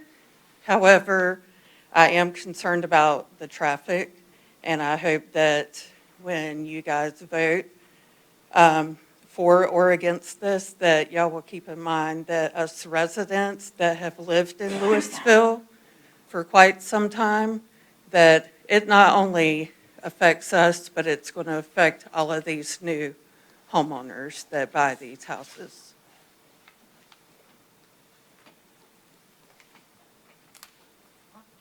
Any other folks?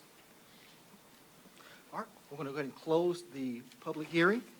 Mayor, if I may, just a very, very, very brief rebuttal. Sure, the rebuttal, yes. And that is just to say that to the extent that planning staff doesn't have the correspondence with DOT, we're happy to provide that to the council.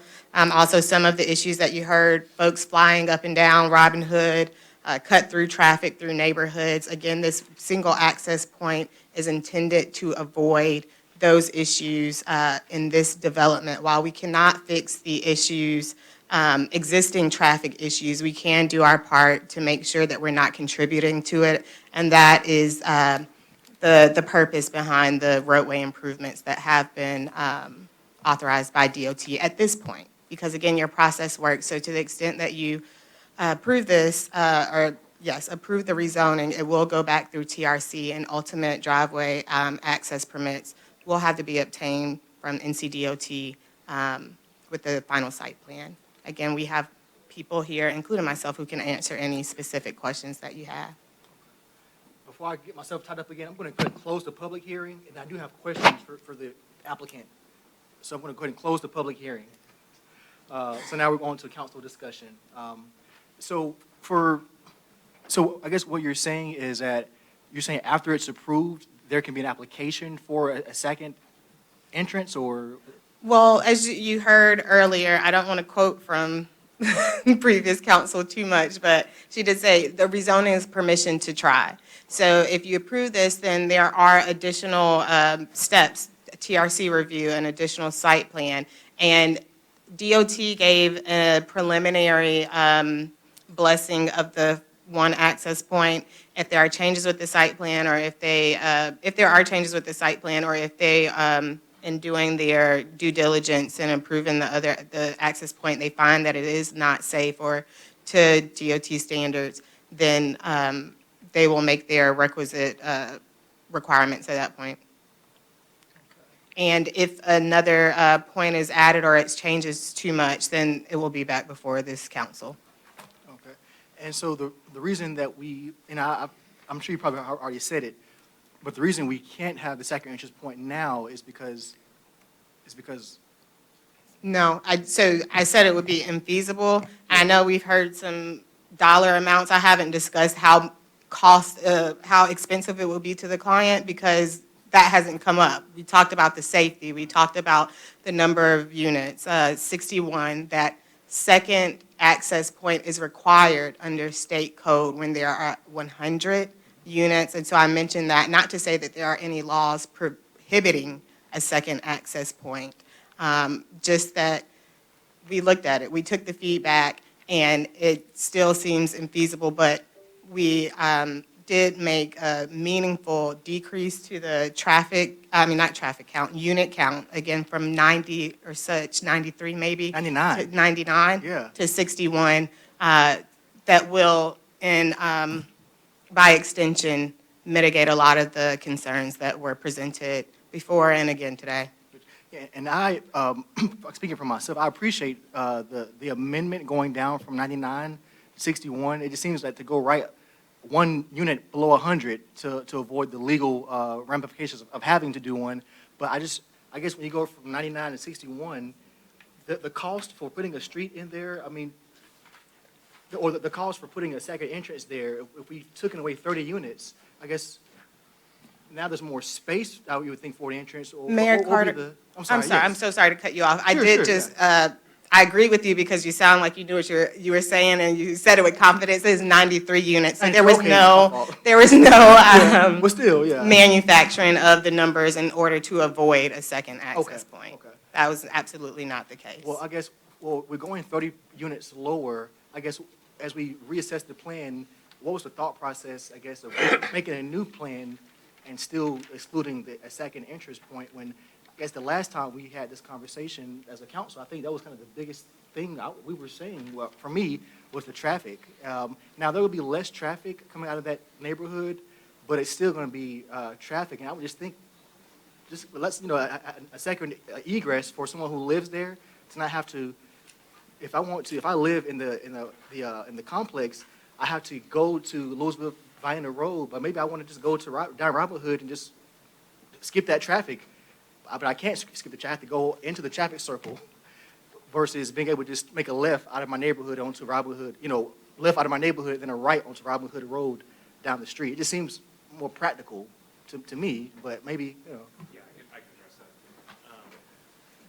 Yeah, Brent Neeson, 206 Flintshire Road, Winston-Salem. I'm with McAdams, the site engineer. I have traffic engineer as well, who's going to talk about numbers if needed. He gets really into the details, so we might leave him out of it. But, so to address a couple things, one of the items that was brought up last time that was a big contention of this plan was townhomes versus single family. I think that was made by Councilmember Allen as one of the points, and that was a big proponent of what we changed. Now, I do agree a lot of the constituents and members of the council and the mayor yourself have stated that a second entrance or egress from the site to Robin Hood Road would be beneficial, and we do not feel like that is the safe method for this subdivision, and a number of reasons that were brought up by the constituents, as well as we also assessed our site, cut through traffic. The main entrance on Lewisville-Vienna Road is a right-in, right-out. So that means there will be no left turn movements from the subdivision down towards the middle school. That's very important to note. Yeah. Sorry. Can you pull up there was an image here that really illustrated that. And eventually, as it got down the line and it was my turn to ask questions, I was going to ask you to explain this right out, left in. Yeah, absolutely. I would love situation. to. So while you're talking about it, can you please explain that a little bit more? Yeah, and you all have this image on. Is this the image you're talking about, Councilmember? Yes, that is Okay. the image. So talking about this a little bit more. So northbound traffic can turn right into the subdivision, and that's what we are showing. And Nate would probably talk about it better. They call it a pork chop, is what they're talking about. It forces the traffic to go northbound only. We are not having southbound traffic from this subdivision. So on Grayland and the school, there is no inadvertent impact to the subdivision because you're forced to go up to the roundabout and back through. On the southbound lane, there's a left turn lane with a storage length, and that storage length is so that you get cars that can stack up going through it. And that's been recommended by DOT, and there's a taper so that they can decelerate and cars can queue there. In that, hopefully everyone can still hear me, but in that turn lane, there's a lane on the outside that allows through traffic to go southbound. So while, yes, there may be concerns of traffic in today's current state, the right in, right out, and left turn in only have an inadvertent impact or minimal, no adverse impact to this existing corridor. That's really important because if we add a second entrance to Robin Hood Road, which I know a lot of people have brought up a couple different things, that there's already existing driveways there. One benefit of this subdivision is we're removing those existing driveways. Less points of contact for accidents. Second point that would be really, really crucial for us is our site sits lower because that grade falls from Robin Hood down towards the stream. When you're sitting on an incline, you don't have the visual to the right or left as well because you are recessed from the road. We're sitting lower than the road. But let's say we move it down to the vet clinic or anything like that. What we've created at that point is a cut through. So instead of people going through the controlled traffic area of the roundabout, they will turn right into the site and try to circumvent by speeding through the neighborhood to beat the traffic at the roundabout and coming out on Robin Hood Road. That's not safe for the neighborhood and the constituents, and I will say this personally. I see this in other neighborhoods that I live in Winston. I live on the west side of Winston. I'm in this area. I have to drive past Calvary School all the time. I have to drive past FCDS all the time. Having those controlled access points and those controlled entrances helps mitigate traffic problems. We are avoiding having a cut through, and we're avoiding having southbound traffic impede on the middle school and Greenland. So hopefully that answers your question. It does. Okay, thank you. So is there any type of procedure that could, I'm not an expert in that area, but that can make it safer as far as anything that could be done in that particular area where maybe you have to build something or construct something a certain type of way for that elevation so it's safer? Is it impossible to make that even happen? Is that what you're saying? Yeah, so, and I won't talk about pricing for the road, but I can tell you that's not the only consideration. Honestly, people us putting more of this right turn, left turn on Lewisville Anna is far more expensive, but it is a better approach. I've heard some comments. So anyway, to make it safer, that would be a regulation from DOT at that point. I mean, there's measures that they can put in, like the traffic circle, to reduce people speeding through a green light. They have to physically slow down to make a turn to come through. That could limit some of the traffic safety, but for any other means for us putting a second egress out or another connection somewhere else, that wouldn't benefit the traffic in the area, in my opinion, unless other measures from DOT on the existing corridors were addressed first. So, okay. Yeah, question? Okay. I have no further questions. Any other questions for council? Well, I'm just thinking, I think the mood has changed since the last hearing here. There are a lot more people here in support. I'm think back to the meeting we had this week where we met with small business owners, and I think the more residential houses, homes, whatever, and is probably the easiest thing we can do to help the small businesses here in Lewisville. I voted in the affirmative last time. I don't intend to change my vote. So I'm ready for a vote if anybody else is. I'll just have one last thing before we go. I am one proponent for what's called workforce housing. Once again, it's housing that working class families can afford. Our firefighters, teachers, nurses. I will always be one to help that happen. But I just feel like when you're doing things, you have to do it the right way. And I just, for the same traffic reasons, honestly, it's maybe not even as bad for the people driving up Lewisville, Vienna, but the people who live there kind of stuck in that cul-de-sac until someone lets them get out on the road. If people are going down Lewisville, Vienna, and nobody wants to let you get out your complex, you're just sitting there in your complex with no other way to get out but a right turn, waiting for somebody to let you out. So I don't think it's ideal for folks who are going to be living in that complex to not have a second way to get out. So I think I still stand the same. But I guess we can go ahead and close the council discussion and go to. I do have one thing Sure. I'd like to say, and I think it's the last, but let me gather back my thoughts. It's been a So long it evening. happened to me too, like 5 minutes ago, yeah. What time is it? And first off, I'd like to thank the developer, the petitioner, for working with us. In February, this petitioner came to us, and I personally was one of the nay votes because I really felt that the model of townhomes did not fit the character of the area nor our comprehensive plan. And so thank you for coming and working with us with this new proposal. It is good to see a relationship in which we can work together. And so first, I'd like to thank you with that. I'll remind the audience here and those who are watching at home of what I said during the last rezoning decision. We are in a very heightened regulatory environment. And some of those regulations, I would also love to see another entrance here, one that connects to Robin Hood Road. I drive Lewisville Vienna Road every single day of my life. And I can tell you that traffic is bad here. And maybe this is something we need to discuss as a council at retreat, traffic on Lewisville Vienna Road and ways to address that in the future. But the state of North Carolina says we cannot require them to have a second entrance because this is not greater than 100 units. I would love to see it, but we cannot require it. And so with those comments, I'd again like to thank you for working with us on this. I would hate to see the increased traffic. I do like the model here that was pointed out. I do think that helps some, but I'm not totally convinced that this will not have an overall net increase effect on the traffic, but I do see the best efforts given here. All right. Councilor, what's your pleasure?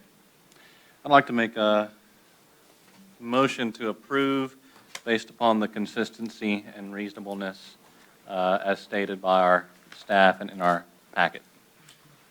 We have a motion from Councilman Allen. Is there a second? I'll second. We have a second from Councilmember McWilder. All in favor? Aye. Any opposed? Aye. So it's 6-1.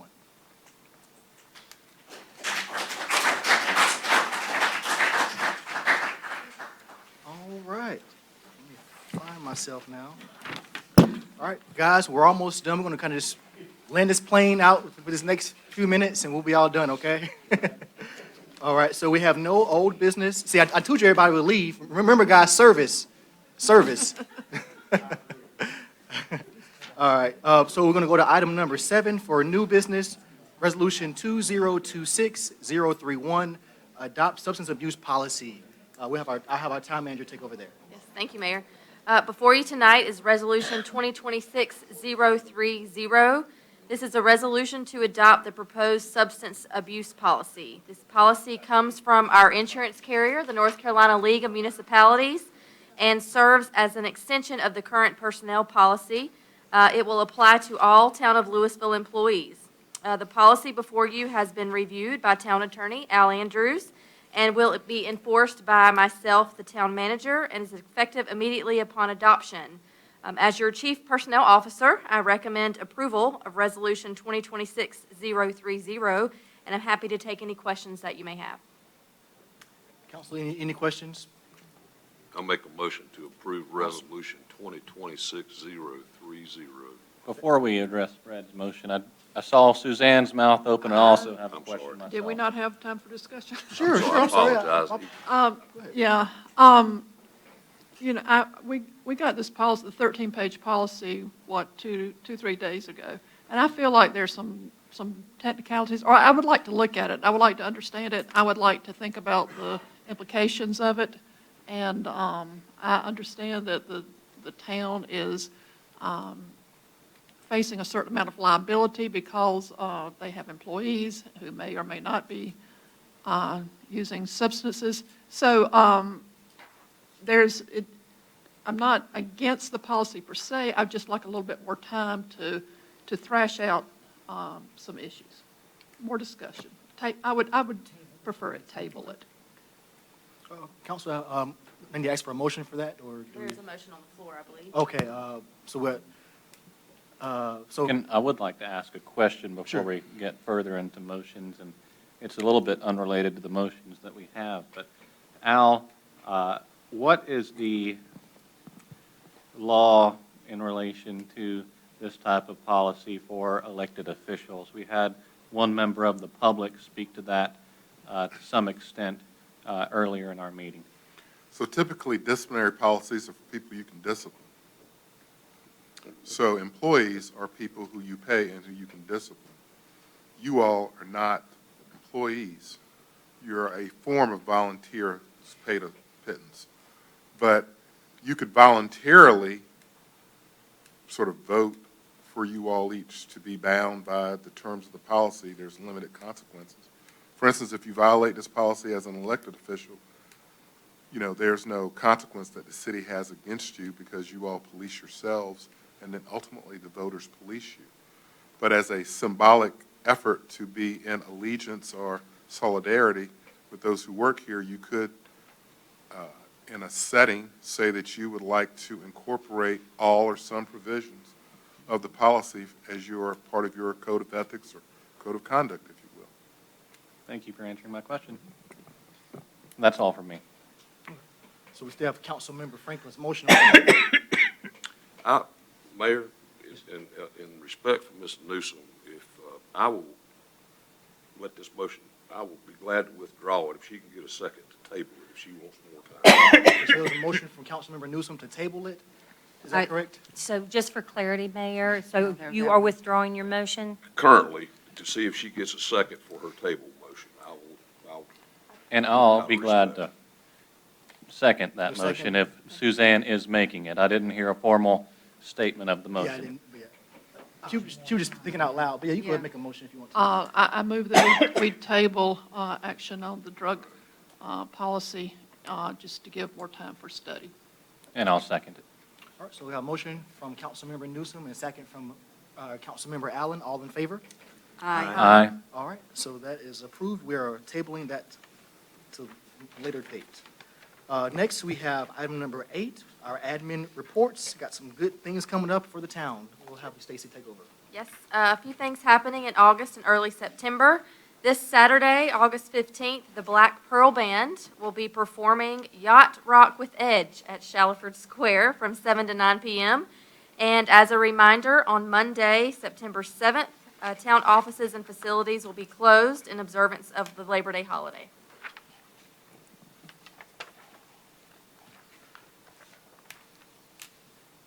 Oh, I'm sorry, we have our clerk report from Angie Lord. Thank you, Angie.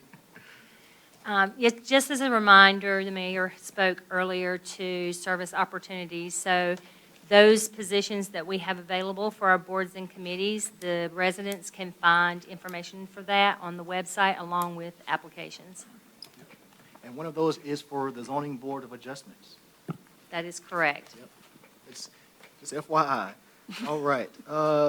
Next, we have approvals at the, for action item for August the 6th. Resolution 2026029, directing our town clerk to investigate a petition for annexation for Chickasha Drive. I'll have our clerk take over there. If you will, Mayor, these items are just reporting items. They have already been voted on. Yes, yeah, we did Since it. they were voted in our on. briefing, we did, yes. Yes, So, in a thank briefing, you. we just report those out. Thank you so much, Stacey. That they did take place at the briefing. All right, well, in that case, we are at the for good of order, guys. Mayor, did you mention item number C2, or did I miss that? C2, I might have missed it. What is it? Budget amendment for Shelley Square Playground. Come all over my page. Where am I at? On the very back. Down. Yeah, it was ordinance 2026-15, a budget amendment for Shallowford Square Playground completion was also an item of action that was taken place at the briefing last week. Okay, gosh, yes, thank you so much, thank you. Budget amendment for Shallowford Square Playground for our concrete pad and also for our shelter town manager. Yeah, again, we just report that was approved, that ordinance was Okay, approved. yes, yes, Yeah. we approved that also at our briefing. Guys, I'm so sorry, guys, what time is it? I'm hungry. Okay, so now with for good order, don't need to rush. Anyone who has any public comments, I don't have any written down, but you guys can still come up. No need to rush yourselves. This is your time. All right. And now for the council, closing comments. Any folks from the council want to make a statement? Yes. Make sure my mic's on. Good evening, Lewisville residents and friends. During the last few months, I have been contacted by several residents concerning the online behavior of a couple of our council members regarding Facebook posts and/or comments. While folks are certainly entitled to their right to freedom of speech, that does not result in freedom of consequences. Engaging in political discourse or arguments, name-calling in an online community page is not acceptable behavior for any elected official. I learned long ago from working with many talented individuals and distinguished past council members that it is simply tasteless and toxic to exhibit this type of behavior. If an online comment bothers you so deeply, I suggest that you pray for guidance, read your Bible, get some fresh air, and move on. It is not our job to agitate our residents.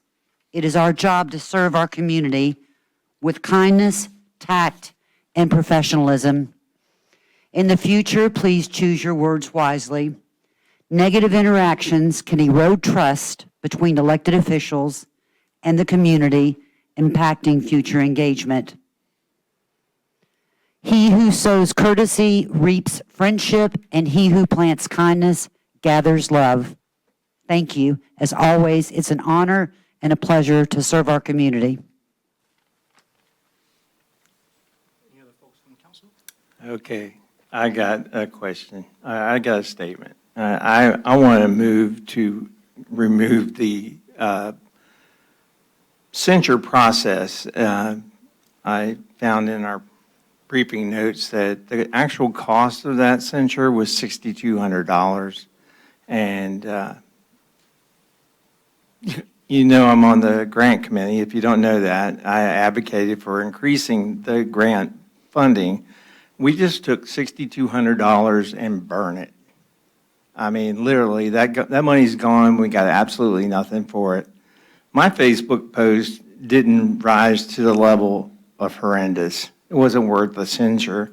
That's why Mayor Carter moved to remove that from the part of the censure process.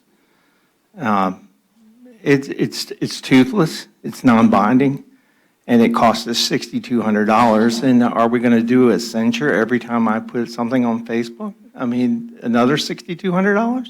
That seems mind-blowingly wasteful. So I'm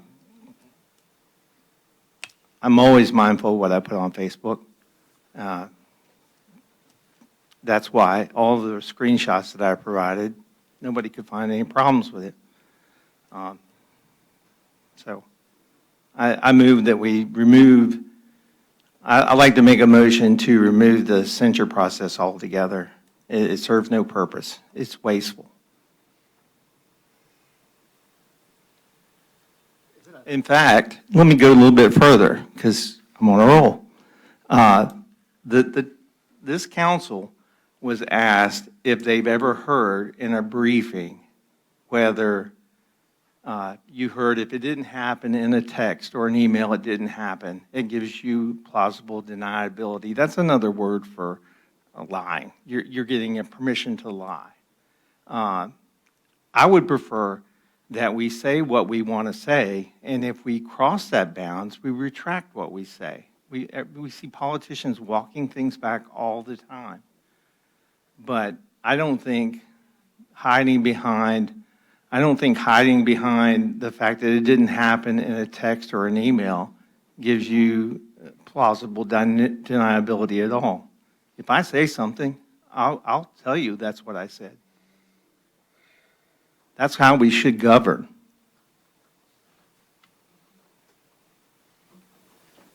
All right, any other members from the council? Newsom?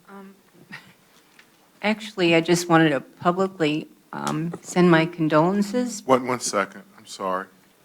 Were you addressing the motion that was laying on the table? I did at first, but I was not going to. I guess I should. I was going to ask you, was that an official motion, Councilman Wilder, or were you just?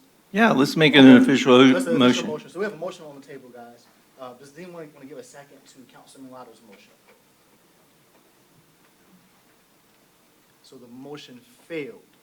It dies for lack of a second, so it Guys, fails. lack of a second. So any other folks who want to make their last closing comments? I wanted to officially offer my condolences to Councilman Wilder on the passing of his mom.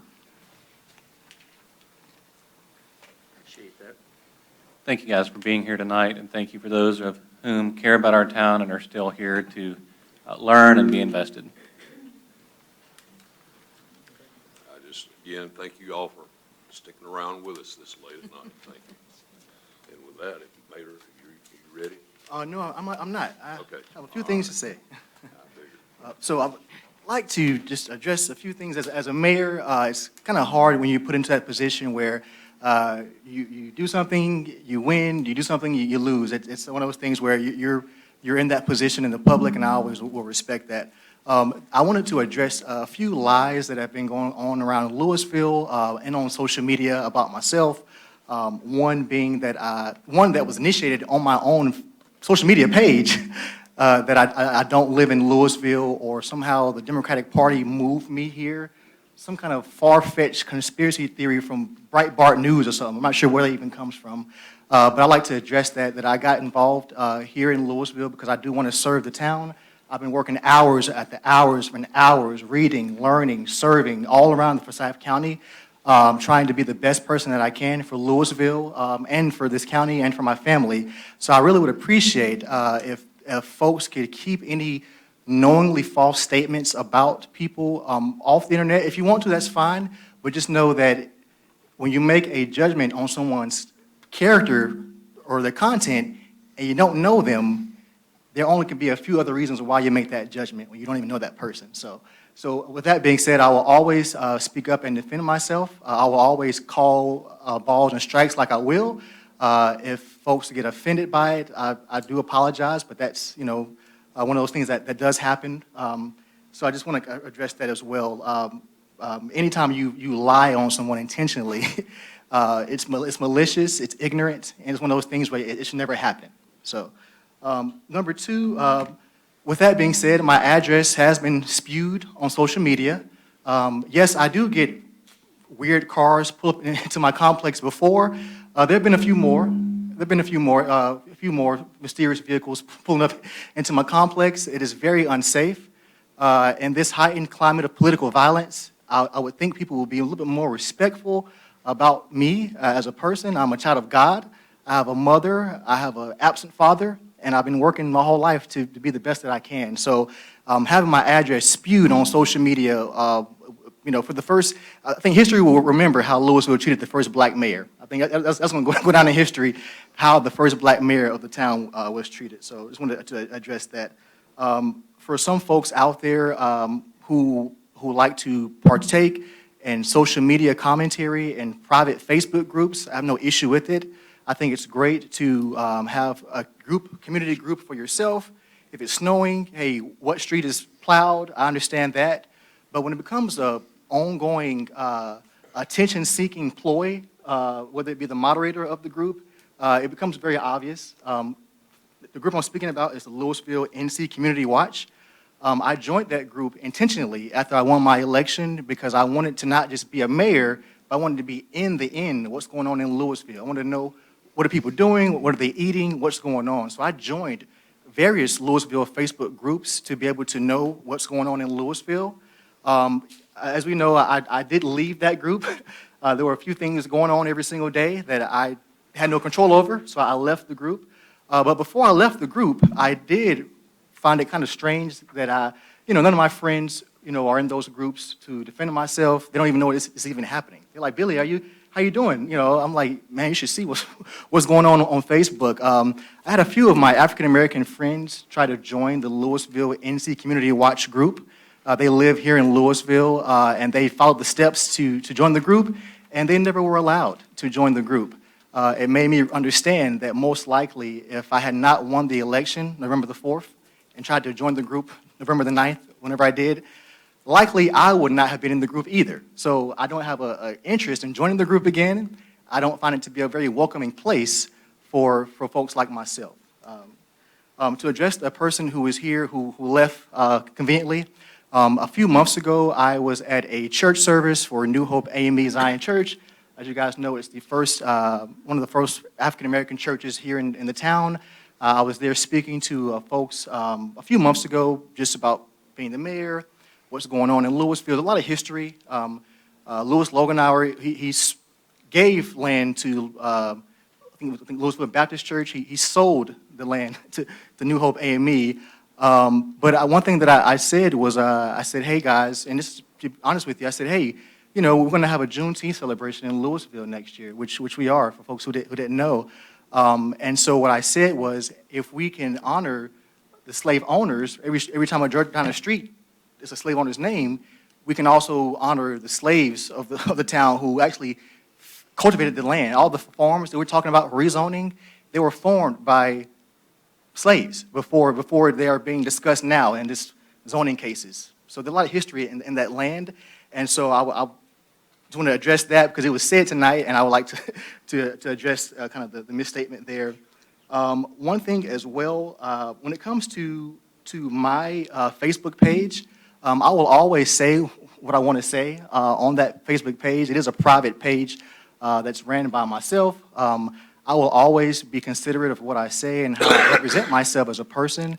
And I make a post, I go back to it in 10 minutes to read it to make sure I didn't spell something wrong. I go back to it again a half hour to make sure it comes the right way. I'm very intentional about communication and what I'm saying. If what I'm saying is not in agreement with folks, that's one of those things where you have to use your self-control as a human being to not look at something that you don't like to see. Like, who would turn the TV on and keep it on the channel, knowing good and well that you're just going to be upset? So I have not told one lie on my page. If I have, I can be called out for. I've never lied on my Facebook page, and I will continue happily to say what I want to say on my Facebook page. Just wanted to make that clear. And that really might be it. I wrote a few things down. A lot came at us today, but I just wanted to say those things. I do apologize for calling you guys seniors. I meant to say more senior. Wanted to apologize for that there. Yeah, that there. And that's pretty much it, guys. I am the mayor.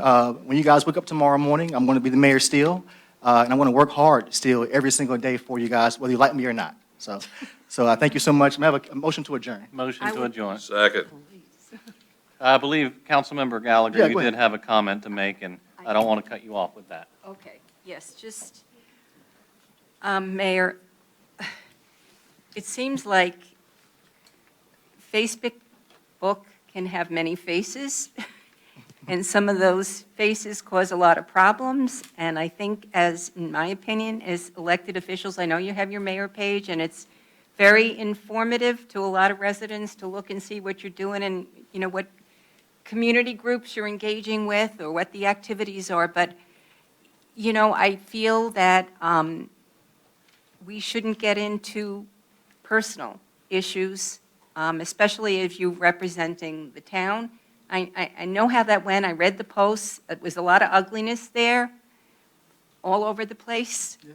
And that's my recommendation. I mean, just be cognizant of not getting into a battle on Facebook with residents or don't respond. That would be my opinion. I would. The thing is, in today's climate of conspiracy theories, there are people still today who are convinced that Haitians in Ohio were eating cats and dogs because enough people said it, and so I will always say the truth. And if somebody comes on my page and literally starts a conspiracy theory about me, I'm going to clear it up for anyone publicly because it was brought to my attention. So, but I do appreciate what you're saying, Gallagher, Member Gallagher. But in today's heightened climate of, because what people do is when they're desperate and have no other way to bring you down, they either say you were born in Hawaii or you're not, whatever it is. It's one of those things where it's so obvious, it's a repetitive pattern, and I knew it. So that's all. I've had plenty of chances to say something to people who come on my page, and I wouldn't. But when you knowingly start a conspiracy theory about me, as if I'm some kind of fraudulent person, or I did something that was fraudulent, I will never, ever, ever allow that to happen. Okay, thank you. Motion to adjourn. We have a motion from... I second. Second from Mayor Pro Tem. All in favor? Aye. All right, thank you, guys.